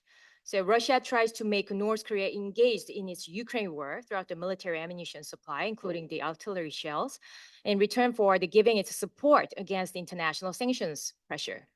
And simultaneously, DPRK has made Russia actively involved on the international, on the Korean Peninsula issue, making this Korean Peninsula issue as an international critical agenda. And they signed the newly the treaty and the comprehensive strategic partnership in the last June between Putin and Kim Jong-un, encourages a lot of the concerns among the ROK, US, and other countries. So they look their strategy change. However, the impact of the ties could be limited in the post-Ukraine war, I think. So one of the significant example is Kim Jong-un kept calling their upgraded relations as an alliance, but Putin did not directly mention about it. The Russians seems to have a certain distance from the DPRK. So under these kind of circumstances, we have had some challenges, the challenges interconnectedness across the levels and issues that have made problems more complex. So I'd like to raise the three critical challenges that we are facing and we have to consider. So first one is absolutely the security threats. These bilateral relations leads the increase of the complex security threats on not only the Korean Peninsula, but also the Indo-Pacific region and at the global level. We already have experienced a DPRK's advanced nuclear capability and its strong willingness to be a nuclear weapon state, even throughout its revising its constitutions. Even North Korea self-proclaimed as a nuclear weapon state in 2017. And Russia-North Korea upgraded partnership recently signed, including the mutual defense commitment, also creates the additional security threats at the regional level. And overall, the respective nuclear capability and combined nuclear threats by North Korea, Russia, even China influences the global strategic landscape as well as the overall NPT regime. For example, we have seen the Russia's de-ratification of CTBT and the Russia's kind of the rhetoric about the possible use of tactical weapons in Ukraine war. And even we have observed the Chinese increasing number of nuclear warheads. So overall, this kind of the security environments really affect this not only the bilateral relations, but also on the every level of the critical agenda. The second, related to our the panel discussions, the limitation of coercive measures. The Russia-North Korea ties create tangible effects, especially on limiting the counter-coercive measures as a dissuasions or the punishment measures. We have observed, as already the William Newcombs mentions, that we have observed the failure of passing the additional UN Security Council resolutions regarding the North's illegal activities, including the ICBM test. And even we have seen the end of the UN panels of experts for the Russians' veto. Russia and DPRK the potential economic and financial cooperation is also could be critical. It could be limited, but it could be critical, I think. So it is necessary for us to watch closely the potential their economic financial cooperations based on their new treaty. If we remember that Putin criticized the US-led international sanctions regime through his article on North Korean media before his visit to Pyongyang. Throughout their cooperations, North Korea could get some symbolic support, as well as finding ways to avoid the sanctions. In particular, I think the Russia DPRK has made efforts to establish its payment system, although it has still limitations, mainly because North Korea's preference to use dollars and high dependency on China. But we cannot exclude this kind of possibility, I think. So in this sense, I would like to raise some questions to the William Newcombs to get his ideas. And still, we have China as a black knight. Chinese continuous support to the DPRK, especially nowadays, along with the US-China strategy competition, is still critical matter to develop our coercive measures to targeting the North Korea. Last challenge is about outside. To deal with this kind of uncertainties raised by these bilateral relations, our political willingness, our policy willingness is really important, especially among the allies and partners. But it could be a challenge. You know, we still would like to promote a lot of the cooperations with the US and Japan, but there can be a lot of the external factors, especially the US governments, US-China relations, security uncertainties in Europe and Middle East. So North Korea or North Korea-Russia ties are relatively less critical agenda for the government. And even the denuclearization goal. Nowadays, we have talked a lot about whether it is realistic or not. It will take a long time to achieve the visible or tangible outcomes. So the priority is the matter when setting the agenda. So we are still waiting for a lot of the domestic political schedules, which could be influential to promote this issue. So maybe the domestic issues could be a matter for us to promote these issues. So finally, although we are still waiting for the resumption of dialogue, we talked about dialogue, the possible future dialogues over the North Korean issues. But under current circumstances, I would like to offer the 4 key tasks for the ROK US governments to consider. First, bilateral level between the ROK US. We have to consolidate the ROK US strategic communications and consultations for sharing threat perceptions and creating the interest in not only the deterrence measures, but also the dissuasions, the coercive measures against the North. To deal with those security threats, we already have strengthened the deterrence measures throughout the ROK-US alliance, including the launch and implementation of NCG and ROK-US-Japan trilateral security cooperations. But at the same time, we have to work together from sanction design to the co-implementations. For this kind of cooperations, diversifying the sanctions items, including the cyber sanctions, and the information sharing could be a key agenda for the ROK-US cooperations. And related to the first task, the second one, I strongly recommend to build the institutionalized networked framework of the individual sanctions among the allies and partners. The Assistant Secretary already mentioned about the Iraq, US, Japan kind of trilateral sanctions efforts, but I strongly recommend that we have some kind of institutionalized network among the individual sanctions. So maybe ROK, US, Japan trilateral sanctions framework could be started. And we also add some kind of the countries, as the Mr. Newcomb mentions, that Australia, New Zealand, and EU. And related to the second task, I strongly recommend to have the EU as a strong partner for this sanctions framework. Now, EU has a reason, clear reasons. EU should recognize that North Korea is becoming one supporting Russia to continue the Ukraine war. It is the one of active actors who influences the EU security circumstances at risk. So now the EU could create more rooms working with Iraq and US in implementing the sanctions measures with a new individual the sanctions framework, and also prevent the possible sanctions loopholes in North Koreans that North Korea could manipulate. Last but not least, we have to sustain efforts to promote the effectiveness of the UN-led international sanctions regime on North Korea. It is still important. It is still a working mechanism. It is a political symbolic measures that member countries to consider and follow. So not only the US, but also the Iraq and Japan as a non-permanent member of UNSC could work to promote the revival of the international sanctions regime on North Korea. So I'll stop there. Thank you.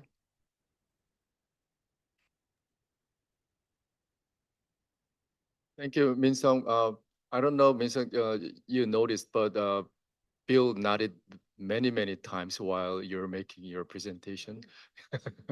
But I want to assure you that I'm going to play devil's advocate during the roundtable discussion to encourage you to challenge each other. But before we begin the third panel, we need to do a technical test with Sharon Squassoni, who is virtually joining us from New York. So while we're doing that, let us have a short break, a 5-minute break, and we'll complete the test. Thank you. The final panel today will focus on the U.S. presidential election and the prospects for U.S.-North Korea relations. The first speaker is Sharon Squassoni, a research professor at the Institute for International Science and Technology Policy here at the Elliott School. Prior to joining the faculty at GW, she directed the Proliferation Prevention Program at the Center for Strategic and International Studies. And she served in the US government, including the State Department, the Arms Control and Disarmament Agency, and the Congressional Research Service. She's joining from New York, and I think she already delivered a keynote speech at the UN plenary meeting. How was that, Sharon? It was a little scary. It's a big room. We're so proud of you. And last but not least, Alex Suhun Lee is an associate research fellow at the Korea Institute for Defense Analysis. He was a global Korean studies research professor at Korea University. He holds a BA in International Relations and Asian Studies from Lehigh University. Did I pronounce correctly? He also received a global MBA from Business School and a PhD in International Relations from the Graduate School of International Studies of Korea University. With that, let me ask Sharon to lead the discussion. Thank you, Yanho, so much. And I'm sorry not to be there with you all in person, but as Yanho mentioned, there was a high-level plenary session today at the UN General Assembly on the International Day Against Nuclear Tests. And of course, you might know that North Korea is the only country who has been breaking the test moratorium, and the only country to test nuclear weapons in this century. So 6 tests from 2000 and I forget when the first one was, 3 or 2006. Okay, so let me first thank the KDI Public Policy School, GWIX, and especially Kinu for this panel. I've already learned a lot. I think it's a little interesting that you asked about the 2024 election. I hope I can shed some light, but US politics is not, especially electoral politics, is not my forte. Let me start with a few caveats. The first is, it's always risky to predict election outcomes. So I'm not going to predict election outcomes. I'm simply going to say, this is what we might see under a Harris administration. This is what we might see under a Trump 2 administration. Having said that, it's even riskier than predicting election outcomes is trying to predict specific policies. We all know that policies often depend on who is selected for key government jobs. And at the moment right now, although some of you in the audience may have a better insight, it's not clear to me who's going to be doing what in either case. The third caveat is that this is a weird election, right? Only 6 presidents have ever dropped out of re-election races, and some of them not of their own accord. The last one was Lyndon Johnson, and he dropped out in March of 1968, which was, several months before the party conventions, before the nominating convention. Kamala Harris had, 4 weeks to sew up the nomination. So that's one weird thing about this election. The second is her opponent is a former president, and he was impeached twice, and he's a convicted felon. So this is not a business as usual election. And as James Carville recently made the point in a New York Times op-ed, this is actually going to be, a change election, because technically speaking, an incumbent is not running, right? So in a change election, the candidate who, most successfully portrays themselves as, the candidate of change, has the upper hand. The fourth caveat, and then I promise that'll be my last one, we haven't even seen a debate. The debate is next week. So, I was sitting here a few minutes ago thinking, will North Korea even come up in the debate? Will how much foreign policy is likely to come up in this debate? We don't know yet, but we'll know a whole lot more, I think, next week. Having said all that, I will do my best to discuss, directions in policy. All right, so 2 general notes before we get on to specifics. In terms of the election, foreign policy elections often favor the incumbent, but of course, we do sort of have an incumbent and don't have an incumbent. But I would say in this case, that might not be the case this time, because there isn't a lot of unity in the US electorate over the 2 big foreign policy issues, right? Ukraine or Gaza. And while Trump may want to make this about foreign policy, I'd be surprised if he did, but he may want to make it about foreign policy. I kind of think that Harris and Waltz will focus on domestic politics. And if you go to 538.com, which, all the Washington and polling insiders go to, their latest poll roughly indicates that there is higher public trust in Democrats over domestic issues like race, abortion, threats to democracy, and higher public trust among Republicans in the general population, right? There's higher trust in the Democrats on those domestic issues and higher trust in the Republicans. In other words, the Republicans get higher marks on Gaza, immigration, the economy. And so the only thing you have to think about there is, how important are these issues to voters when it comes right down to it? Which issues are going to motivate voters, and actually how that support may be trending. So, it's only been 6 weeks since Biden dropped out. It's only been 2 weeks since the Democrats formally nominated Kamala Harris. It's a little early to see, will she got a bump actually before the convention, but how long will that last?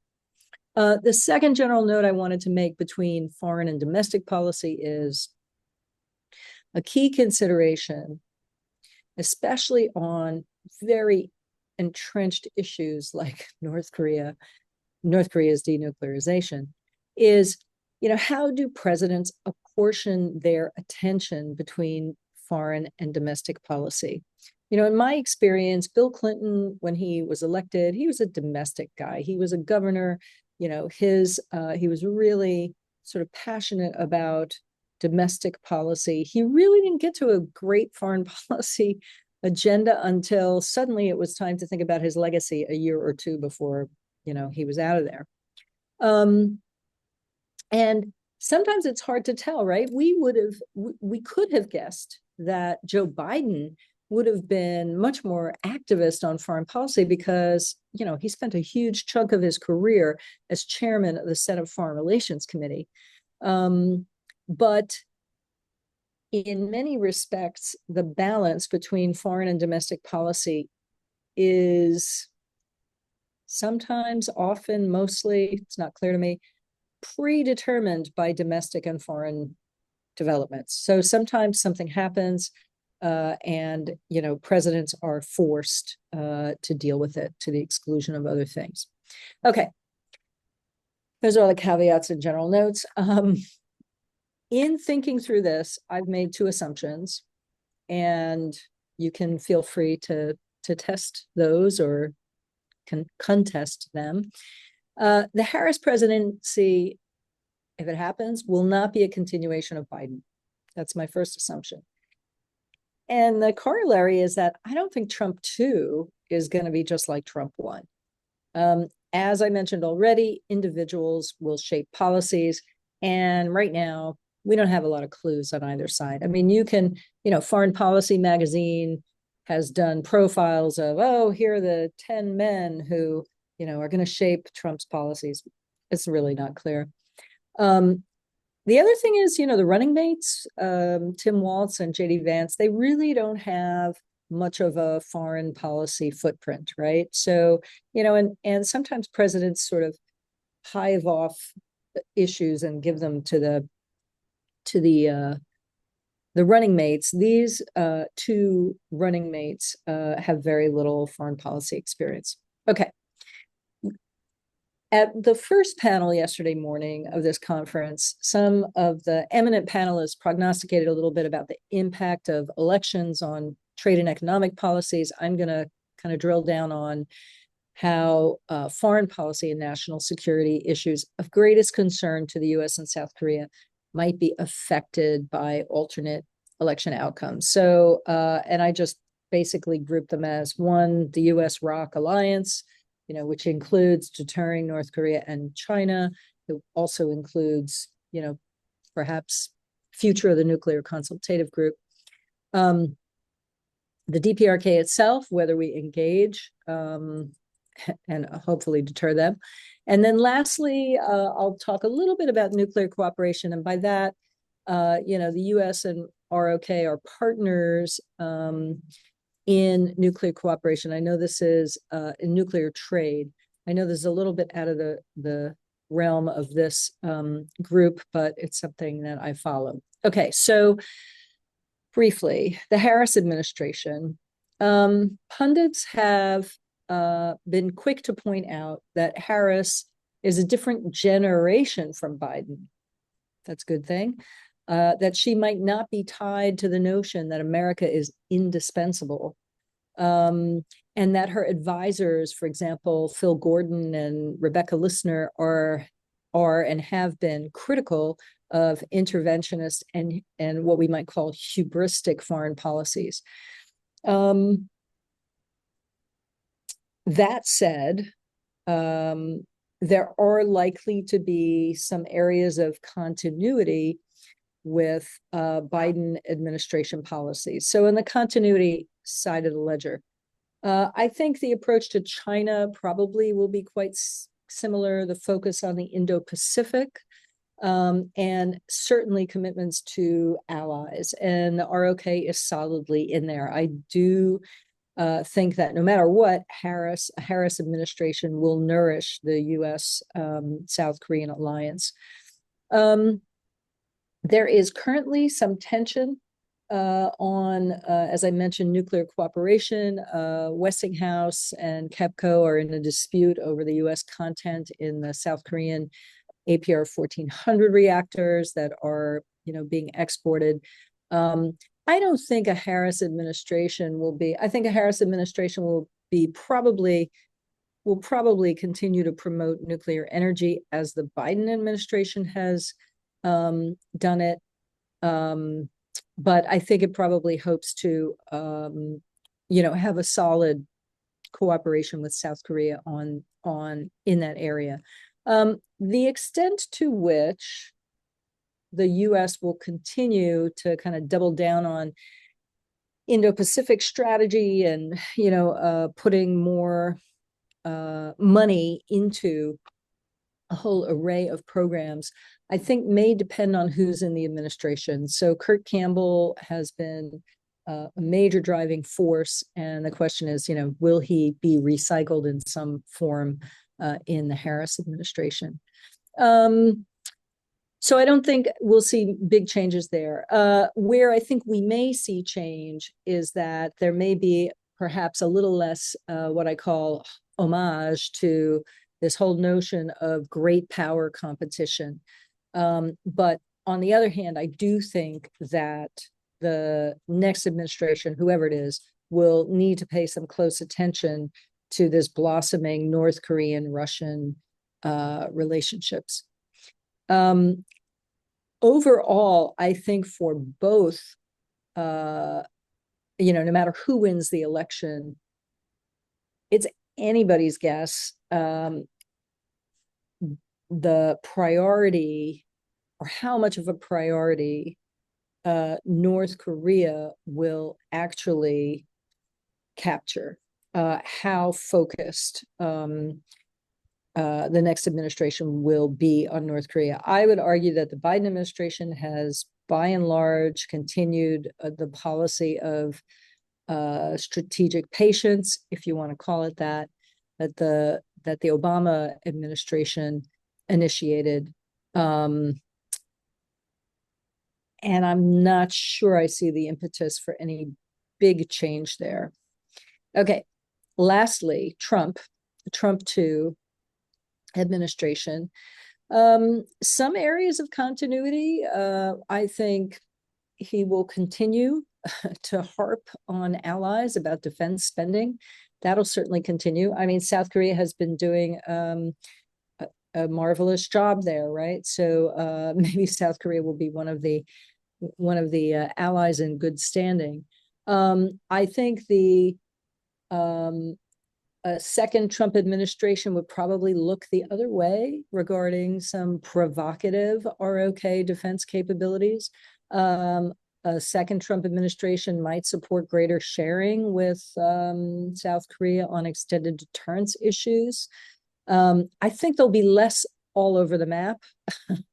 I would hope that we would see fewer of those crazy suggestions by that came out of Trump about allies getting their own nuclear weapons capabilities. I think it'll be toned down a little bit. Overall, I think the second Trump administration could be counted on to focus on nuclear exports, including to Saudi Arabia, and probably bad for proliferation in general in the Middle East. Where we may see some change, I actually think if Trump inherits Gaza and Ukraine, those will be his two major foreign policy obsessions. I can't actually, or I would find it hard to predict that he would either go back to trying to solve the North Korean problem. And I also find it hard to believe that the DPRK is going to initiate diplomacy with the Trump administration, given their experience. I think it was quite disappointing for Kim Jong-un. That's not to say they won't be provocative, and my guess is they will. So, I mean, that relationship could worsen.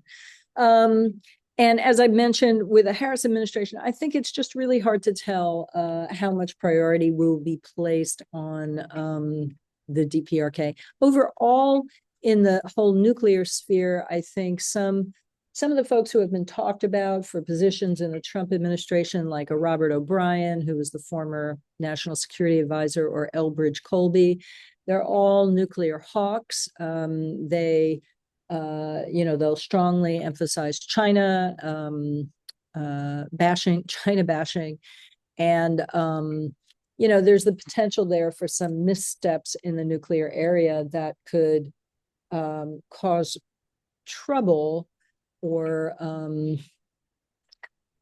don't want to say crisis, that's too strong a word, but cause complications in nuclear relations that could well involve the Korean Peninsula. So I hope I didn't go on too long, but I'll stop there, and I welcome the discussion.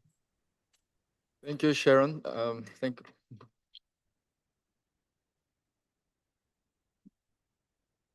I appreciate your very, very careful predictions. So I think you left a room for us to discuss a little further more. And let me ask Alex what he see in his crystal ball. All right. Thank you. Thank you. First of all, thank you very much at KDI, Kinu, and also GW for organizing this wonderful event at a very timely, I think, Korea Week 2024. Sharon, if I may, she has mentioned a lot about the US elections, and she specifically mentioned about the candidates and their perspective on the each agenda. Instead of mentioning specific candidate and the agendas, I'm going to do the opposite. I'm going to explain the Korea-US alliance agenda, and also Korea-US-Japan trilateral agenda, and carefully predict how each candidate will react on those agendas. So for my short presentation, I'm going to mention 3 different themes. I'm going to talk about U.S. Indo-Pacific strategy. Of course, it's going to be the prospect. And I'm going to talk about U.S. policy on the peninsula, U.S. DPRK policy, and also ROK-U.S. alliance. And last but not least, I'm going to talk about U.S., Korea, and Japan trilateral cooperation. I see in the Indo-Pacific region and the strategy on the very different ends after the election for Trump and for the Harris. I think the formation of regional order, especially in the Pacific, if there is a continuation of the agenda, for example, continuation of the administration from Biden to Harris, this lattice work network will continue in this region. What I mean by that is we've gone through the hub and spoke alliance system in the Indo-Pacific region. That's very different from the US NATO network during the Cold War era. And recently, I think from the pivot to Asia, that's back in 2012, I think the mini multilateralism has started. So that's the AUKUS, that's the Korea, US, Japan trilateral cooperation, Quad, etc. But recently, it was, I think, a US-Japan summit meeting when President Biden announced the lattice-like or lattice work or grid-like network in this region. I think we're in between the mini multilateralism and the lattice work network, meaning that lattice work is combining the trilateral cooperation with the AUKUS, right? For example, Japan cooperating with AUKUS Pillar 2, Korea joining AUKUS Pillar 2. That's sort of the latest work that Biden administration is seeing right now. So I think there will be a continuation of that kind of sort of the trend from the Biden to Harris. What about if the other candidate from the Republican Party gets elected? I think the overall strategic priority may change. What I mean by that is strategic priority will be in Europe, for example, Russian-Ukraine war, and also in the Middle East, Israel-Hamas war, rather than staying on the in the Pacific. So, and also, as Sharon mentioned, there will be a reevaluation of the allies and partners. Right now, Korea, US is going under the SMA, Special Measures Agreement. That's been going on for the last few months. If that is not finished within this year, and if there is a different leader, president from the Republican Party next year, I think there may be a effect on this SMA as well.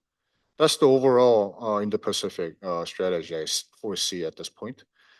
But regardless of the outcome of the election, I think the intensification of U.S.-China competition will continue on both security and economic front, and also on the political front as well. I think there is a U.S.-China competition going on over the ASEAN and Pacific Islands, especially China is now very close to Solomon Islands. And I've done a few research on the Pacific Islands a few months ago, trying to find out how Korea, US, and Japan are doing building up the relations with Pacific Islands. From my research, what I've found, I'll have to check the numbers again. US has opened 11 consular offices in Pacific Islands.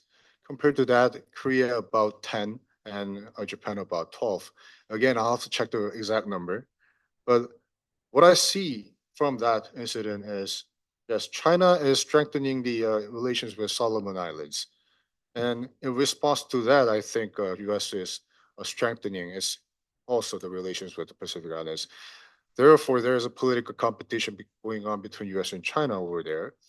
And also on the security front, South China Sea, Taiwan Strait, both trilateral and bilateral between US and Korea, they've announced, emphasized the peace and prosperity of the strait, Taiwan Strait. I'm not sure how much of the US will be involved in the South China Sea, if there is a contingency between Korea, US and China, but I think at a certain extent, there will be a US engagement of the both military and political in the South China Sea or East China Sea. And also moving to the peninsula, I think policy on DPRK will be very different between the two candidates based on what they have announced and stated so far. If there is a continuation of the administration, again, if there is a Harris coming in the next year, I don't think there will be any major policy change on DPRK. Some people say it's a strategic patience starting from from Obama to Biden to Harris. So that's going to be strategic patience 3.0 on DPRK. And also, which means that will show the economic sanction continuation, both by US and both by the international society. And on a different circumstance, there will be a fundamental policy change on DPRK.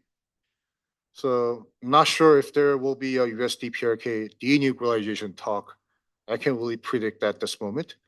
But there are two concerns of the allies, especially Korea, on this front. First, what kind of talk would it be? So we're talking about CVID. So we've been talking about CVID for a decade. But what if the talk is not based on the CVID condition? In other words, arms reduction, right?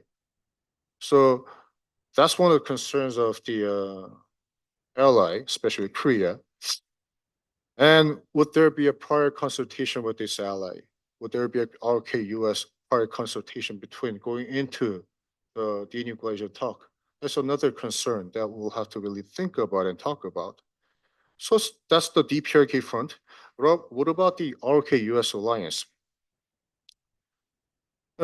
Last year was the 70th alliance, 70th year of the alliance, and we've set the vision of the global comprehensive strategic alliance, meaning that allies will play a greater role. Right? It's going to play a greater role beyond the peninsula, and that will, of course, support buttresses the ROK's vision for the global pivotal state. And in that global comprehensive strategic alliance, the essence of that is Washington Declaration. What have we achieved through the Washington Declaration? We have reaffirmed the strongest combined defense posture between US and ROK. And there's ROK's full confidence in US extended deterrence commitment. For the extended deterrence, there are two pillars: one capability, one credibility. I think they have satisfied both pillars through the Washington Declaration. Of course, ROK will commit to engage in deeper cooperative decision-making on nuclear deterrence. And the essence of this Washington Declaration is NCG, Nuclear Consultative Group. And there are 3 points to this NCG. First of all, they have strengthened extended deterrence, and they will discuss nuclear and strategic planning with our Republic of Korea. And they will execute and plan ROK's conventional support to US nuclear operations in a contingency. And US will project to full range of capability, including the nuclear. That's the first time that US has engaged bilaterally in terms of nuclear with another country, ally. And on this nuclear consultative group, they will continue to strengthen this mechanism. And continuing this mechanism is about strengthening, going deeper into the CNI, nuclear conventional integration, to strengthen the deterrence. But that's the story scenario under the Harris administration. But there is a challenge too, mechanism, this NCG could be stopped. And that's another scenario that we'll have to think about, meaning it will cease all the cooperation regarding nuclear and also CNI, conventional nuclear integration. Lastly, trilateral cooperation. 3 nations last year during the Camp David has achieved a great deal on the cooperation. And I believe it was first of all, it was a bold move by President Yoon, trying to normalize relations with Japan, and President Biden's effort to invite 2 leaders to the Camp David. And the 3 talked about maintaining the peace and prosperity of the Korean Peninsula. And they have started. That was the very, very important legacy and the foundation of the Camp David.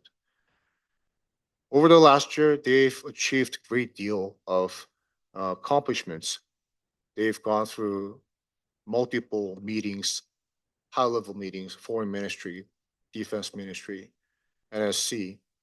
Also, they have managed to pull out the multilateral combined exercises, land, aerial, and cyber. So these are the achievements, but there are challenges we can foresee at this point. First of all, the solidarity of the trilateral cooperation can be weakened due to different policy directions. Korea, of course, the foundation of this trilateral cooperation is on collaborating on the DPRK policy and also denuclearizing Korean Peninsula.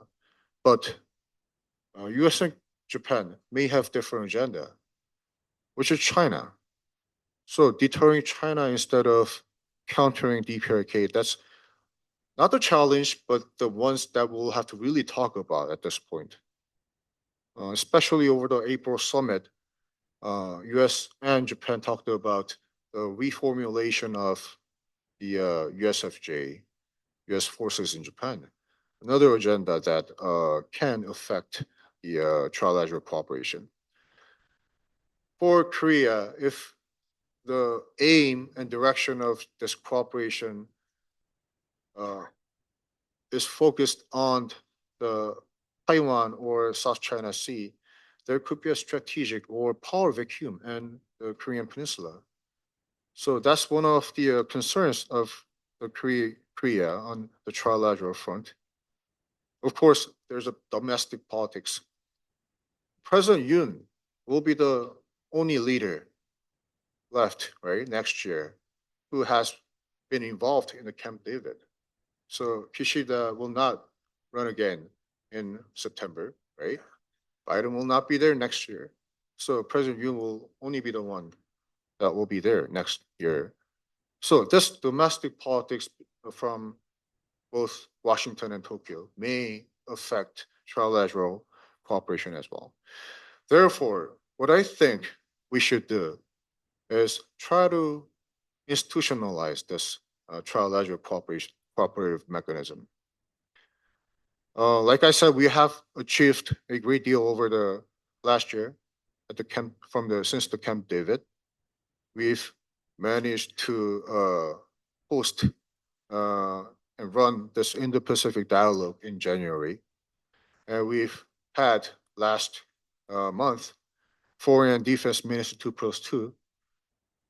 Then we've had several combined exercises, including multi-domain. But we still have to make an effort to sustain this cooperation.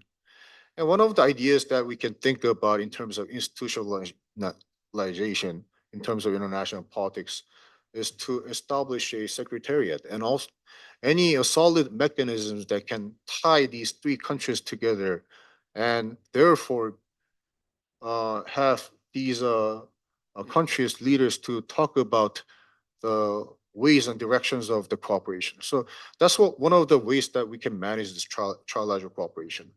So overall, I think trilateral cooperation will continue under any administration in the US because for Harris, it will be the continuation of the current policy direction. And even for Trump, there's nothing to lose from this trilateral cooperation, right?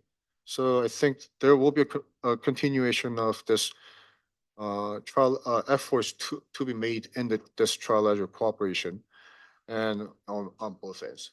So I think I've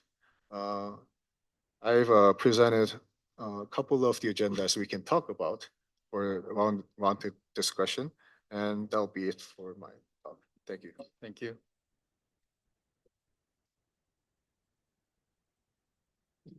Okay. Before I open it up for Q&A, I promised we're going to have a roundtable discussion. So let me ask the speakers if they have any comments on the other speakers' presentation, saved for the roundtable discussion. Any comments? Any further comments? Yeah, Min-sung? I'm not going to give the comments, but we actually talked about the China during the short break sessions. I'd like to raise the questions regarding the China, especially to the Mr. William Newcombs. We all have talked about the uncertainties. We named Russia, North Korea, South Korea, US, Japan. But I think one of the most important critical country is China, even in the economic sanctions area.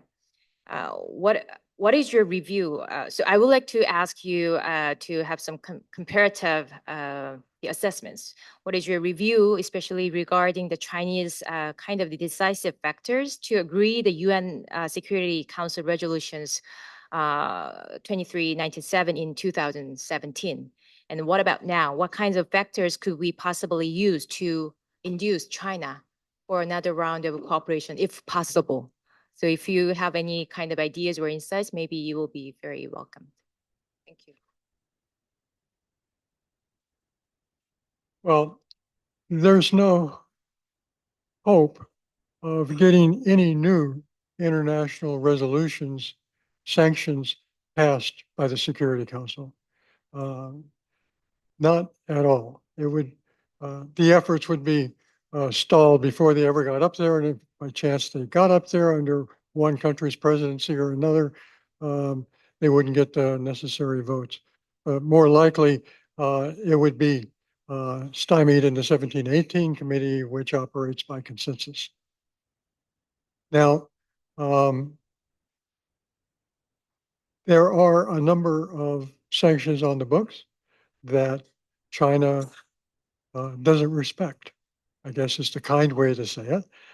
There is trade in oil and coal. There are North Korean workers in China, although occasionally we read they've been sent back, but there still seem to be more popping up here and there. There are Chinese efforts from time to time to slow things at the border, and other times they open things up. There's no real prescription against trade with China other than in prescribed goods, right? And then China continues to be an important market for odd North Korean exports like human hair, which is a big earner, right? So you have a relationship that it's really hard for other countries to go in and interfere because they share a border. It is possible for them to do trade with sort of direct clearing. The administration has been, I'll be kind, the administration has been very reluctant to sanction Chinese banks that process North Korean payments. It's been reluctant to process Chinese companies that help North Korea evade sanctions. And I mean, China's not the only one. There are offenders in Malaysia as well that OFAC has never taken to task.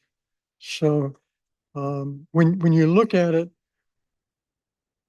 China is going, in my opinion anyway, China's going to try and in its own keep North Korea on sort of an even keel.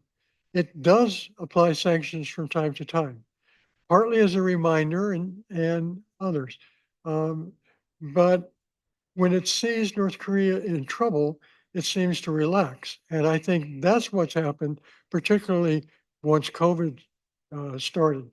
Then the operators in Chinese ports in the adjoining provinces, they have an economic stake in continuing trade with North Korea. And so if Beijing is going to stop that, it's going to have to apply pretty strong measures in its Guangxi network, right? And that's going to cost Beijing political capital that it would probably like to use on other things. And the border provinces in China themselves are not the most economically advanced in many cases. So this trade relationship is important to them to keep up. That said, I think China may well find excuses to strengthen some of the sanctions on North Korea as a reminder about this. Let's not let Russia get too far. I mean, it's a tool in their arsenal that they can utilize. We're not going to see anything new, so the question is doing the best with what you got. Is that? Thank you, Bill.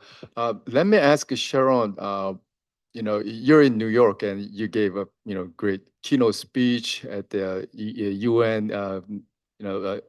General Assembly, specifically focused on this non-proliferation issue. And you mentioned North Korea is the biggest headache, if I, correctly rephrased what you said. So can you share what you observed or what you sensed at the meeting today, if that's not too much I'm asking of you?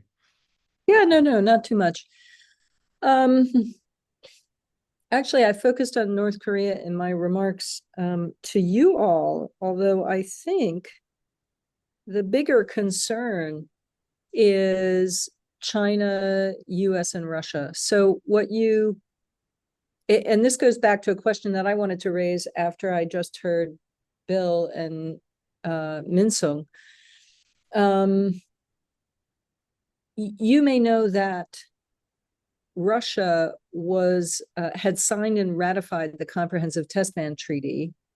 And so along with the UK and France, they were 3 nuclear weapon states who had signed and ratified. So it's been a member in good standing. And China and the US have signed it, but not ratified. And obviously North Korea hasn't done anything. Well, last year, Russia withdrew its ratification. So it's now standing on the outside with the US and China. And the biggest issue, I would say, today among the delegations was, what if there's renewed nuclear testing? Because there's some concern about what is happening at each of the nuclear testing sites. And the inspectorate can't get on site to inspect because the treaty isn't enforced, right? So in the grand scheme, I think Bill kind of hinted at this in the trade area. What if Russia goes too far with North Korea and starts to irritate the Chinese? What if the thing that I worry about is, what kinds of high technology Russia may be sharing with North Korea that could help their WMD programs, particularly military reconnaissance satellites. So I don't know whether this is a huge concern for China. I will say that the Chinese delegate today spoke and was very mild-mannered. It's, I think, hard. I mean, China has a relatively good position on nuclear testing, right? It's tested far less than the US and Russia have. But so I see one of the things that concerns me, Alex focused on the trilateral cooperation, US, Japan, and ROK as an antidote to all of this. But, I feel that Russia is somewhat of a loose cannon in the triangular, China, Russia, and DPRK relationship that could force other countries to step up their game or get involved in something they don't really want to get involved in. And the Ukraine war is impossible to predict. So many things have happened that I think many experts would never have predicted, and it has so much potential to spill over into, for lack of a better term, great power competition in Northeast Asia. Sorry, that was kind of a rambling response to you. I would like to sort of just push back on one thing with Alex in terms of, I do think that a Harris administration is going to be kind of less interventionist. Then I think they may pull back a little bit. But I don't know exactly how that might play out here. for a long time, I think U.S. foreign policy we've been a little lazy, right? Trying to get the Chinese to help out on North Korea when the Chinese have repeatedly told us they either don't have the willingness or the capability to really pressure, whether that's true or not, to pressure North Korea. I hope I answered your question. Can I ask a question in return? I mean, you mentioned how concerns have kind of waxed and waned about another North Korean nuclear test. And sometimes there are signs that there may be one, and then it sort of disappears and quiets down. And we've been seeing this happen for several years. Now, North Korea has a history of testing new administrations. So missile launches probably have lost their punch. So what do you think might be the reactions of different administrations to a North Korean nuclear test long about April, May, after the policy review and the people are on the ground running? They don't want to do it too early, but they got to do some kind of test. It may not be a nuclear test. It could be some kind of conflict over fishing rights in the Red Sea or something of that sort. But I wouldn't be surprised with the muscular backing of Russia that they're now receiving for North Korea to become a little more aggressive and develop some kind of test of a new administration. That's a great question. I actually want to ask Rachel what kinds of provocations you think the North Koreans might come up with. But I will answer on the case of a nuclear test. There, I think a nuclear test will really set Donald Trump's hair on fire in a way that I don't think the Harris administration would react quite as strongly. And I think that's because of the personal, tit for tat that went on during the first administration. But Alex, you may want to disagree. So you're going back to your comments about the trilateral and also your last comment about pulling back. What is the reason that Harris might stay away or pull U.S. out of this trilateral cooperation? And is there a reason why? Because we can see like she's not an interventionist, but at the same time, this is sort of the trend that has been continued. And also, if we say the trilateral cooperation is a legacy of the Biden administration, that's not true, actually, right? It has been the sort of the trend among the three allies, three nations, actually. It has been there has been an attempt to drive through this trilateral cooperation during the Trump administration too. So I think for both candidates, right, next year, regardless of who becomes sits in the White House, I think the trend will continue no matter what.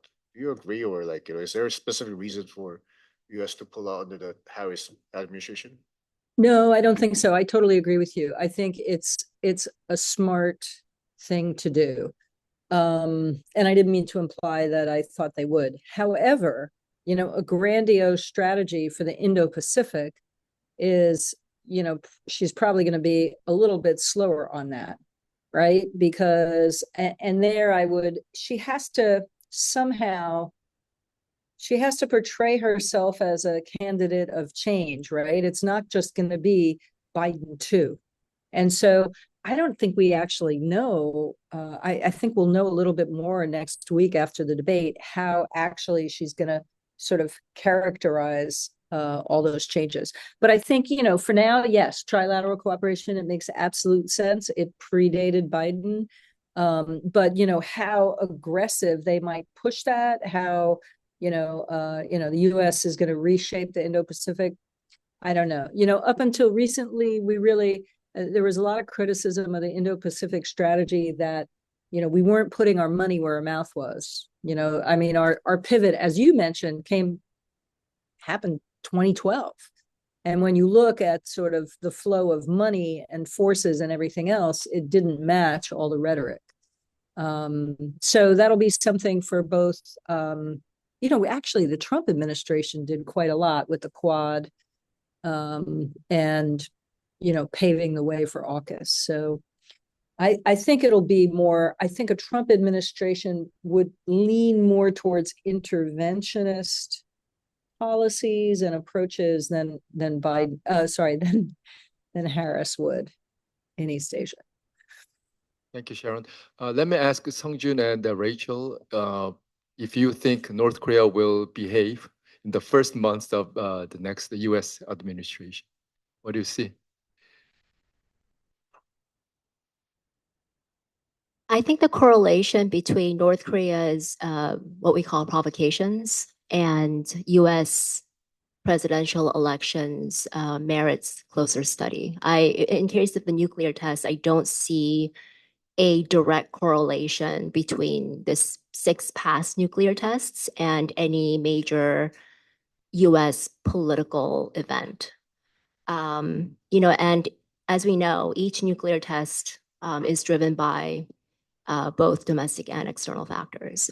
So that I think the correlation between those two deserves closer study. I think that we were already hearing a lot from pundits and experts about how North Korea might ramp up in the months leading up to the presidential election. I think we need to be a little bit more careful in our assessment on that front.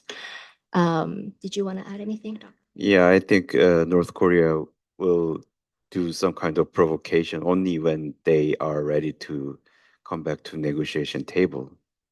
Or if they are not want to resume negotiation talk, then I don't see any reason for them do some kind of provocation. Yes. Can I add one more thing? I think what we do need to watch out for is North Korea's constitutional revision, possibly to happen this month. And Kim Jong-un did say that North Korea cannot tolerate any boundaries, including the northern limit line. So I think, we might see some escalation of tensions following the constitutional revision. Good point. I think we still have some time, 5 or 10 minutes for Q&A. Please raise your hand and identify yourself if you have any questions. Thanks. My name is Tom Ramage. I'm with the Korea Economic Institute. I have another question for Sharon, and forgive me if you've already covered it a bit.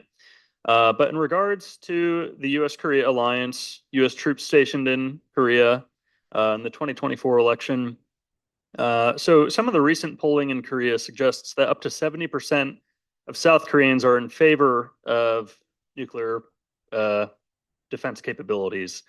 Now, the current Trump candidacy, although he disavowed something called Project 2025, there was a person in Project 2025, Chris Miller, who was the acting Secretary of Defense under the former Trump administration, in that document, in that policy document, argued that the United States should have allies like Korea be in charge of their own defense. And while Trump has not stated it publicly in his campaign, there are at least 5 memoirs at this point from his confidants stating from his first term that he seeks to end the U.S.-Korea alliance in his second term, and that was long planned for a second term. Now, I know currently there's the SMA negotiations ongoing, and we'll see what comes out of that before or after the election in regards to what the United States contributes and what Korea contributes. But my question is, do you think this candidate is serious about this? Is this just a negotiating tool? And why would this not be stated publicly? Why is this always said behind closed doors? Thanks. Interesting. When you say why is this always stated behind closed doors, the end of the U.S.-South Korean alliance?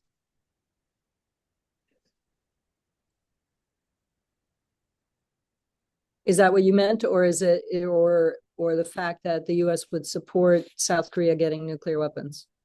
Actually, it doesn't matter which one it is, because no one should say those things out loud because they don't make sense. They don't make geostrategic sense. I admit I have not read the entire Project 2025. I've read the executive summary.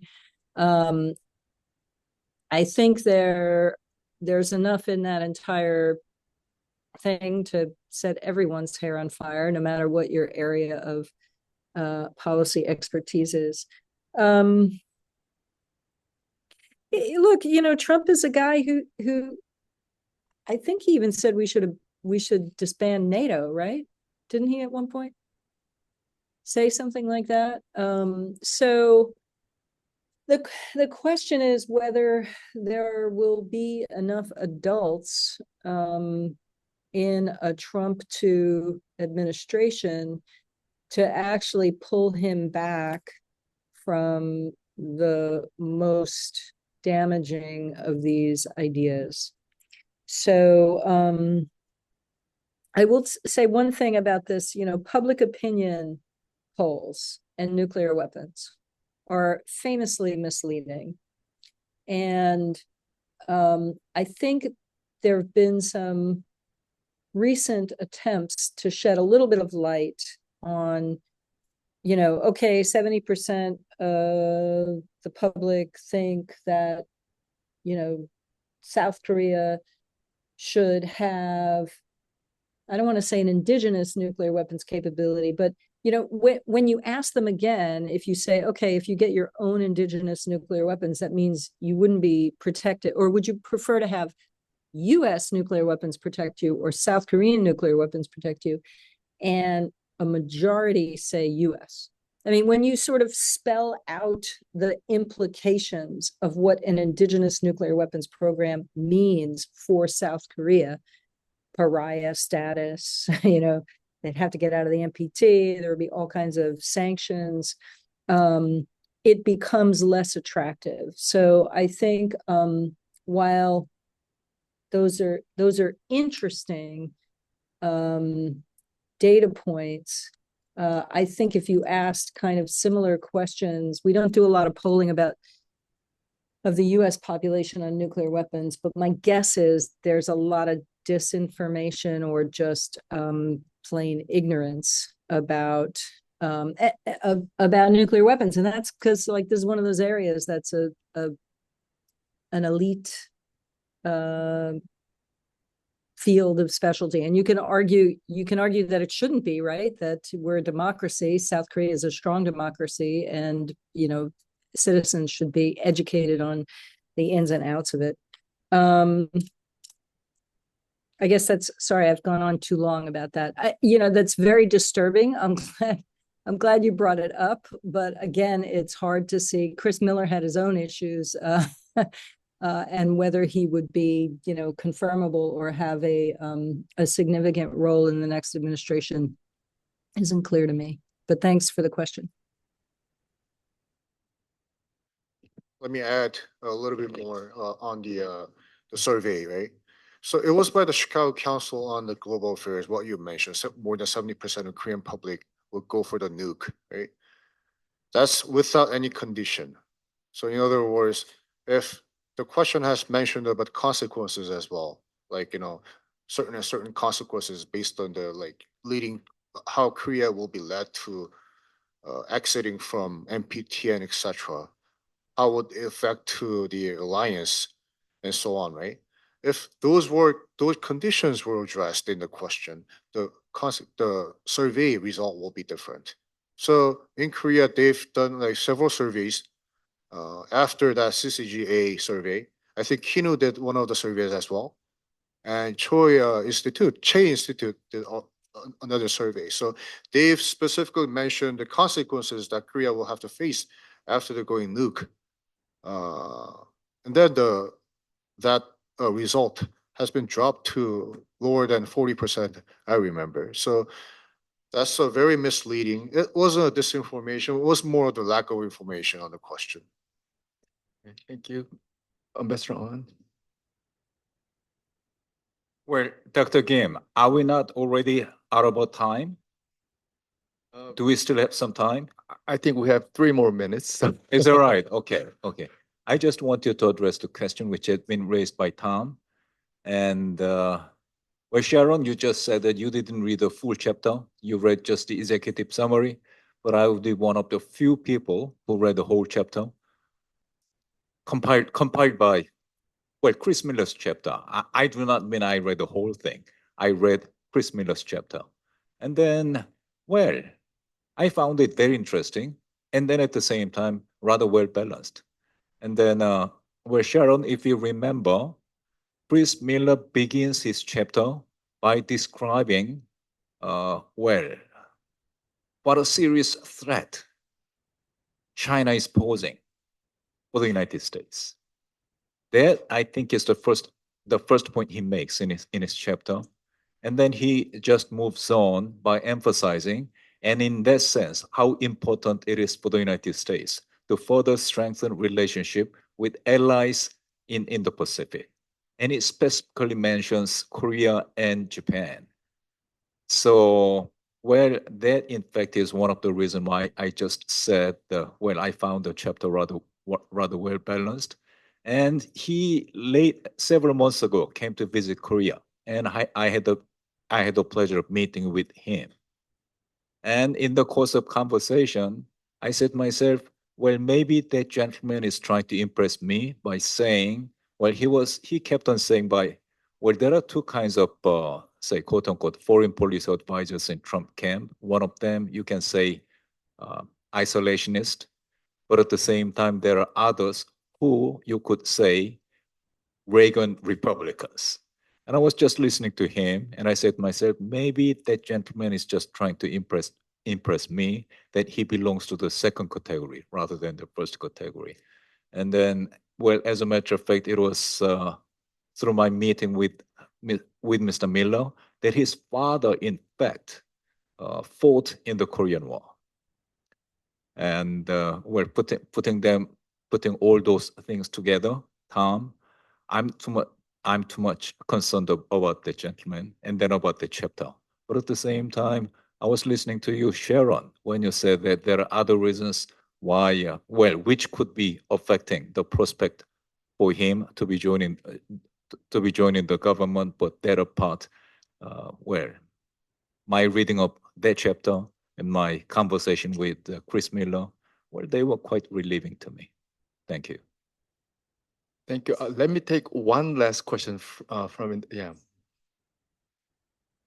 Can you turn on your mic and identify yourself, please? Sorry, I'm Jacob Yu, and I'm just a freshman here. Mr. Lee, is that okay? Can I call him Mr.? When he was talking about some of South Korea's concerns for DPRK-US relations, he mentioned the preconditions for talks, such as the CVID conditions laid out under the Bush administration. Knowing if there were to be a theoretical second Trump term, knowing his affinity for uncharacteristic developments in U.S. foreign policy, how would the U.S.-ROK alliance be altered if the second Trump administration were to seek normalization of relations with North Korea without complete or comprehensive denuclearization?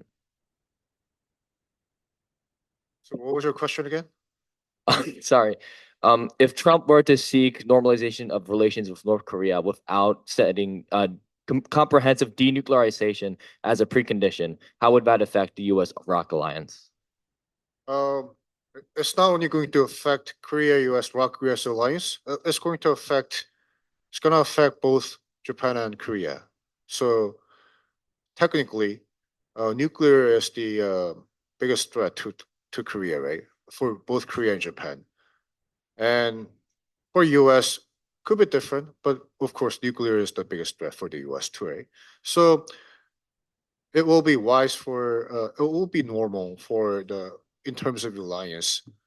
It will be normal for the Trump at 2.0, if there is one, right, to have the prior consultation with the both Korea and Japan, when they are deciding the policy of DPRK. So that's it. Thank you. I'd like to thank all the distinguished speakers for joining us today, and I'd also like to thank the GWIX and KDI school teams for putting this together. They exchanged, believe me, tons of emails to make this conference happen. And of course, thank you all for joining us. With that, let me conclude today's panel discussion. Thank you.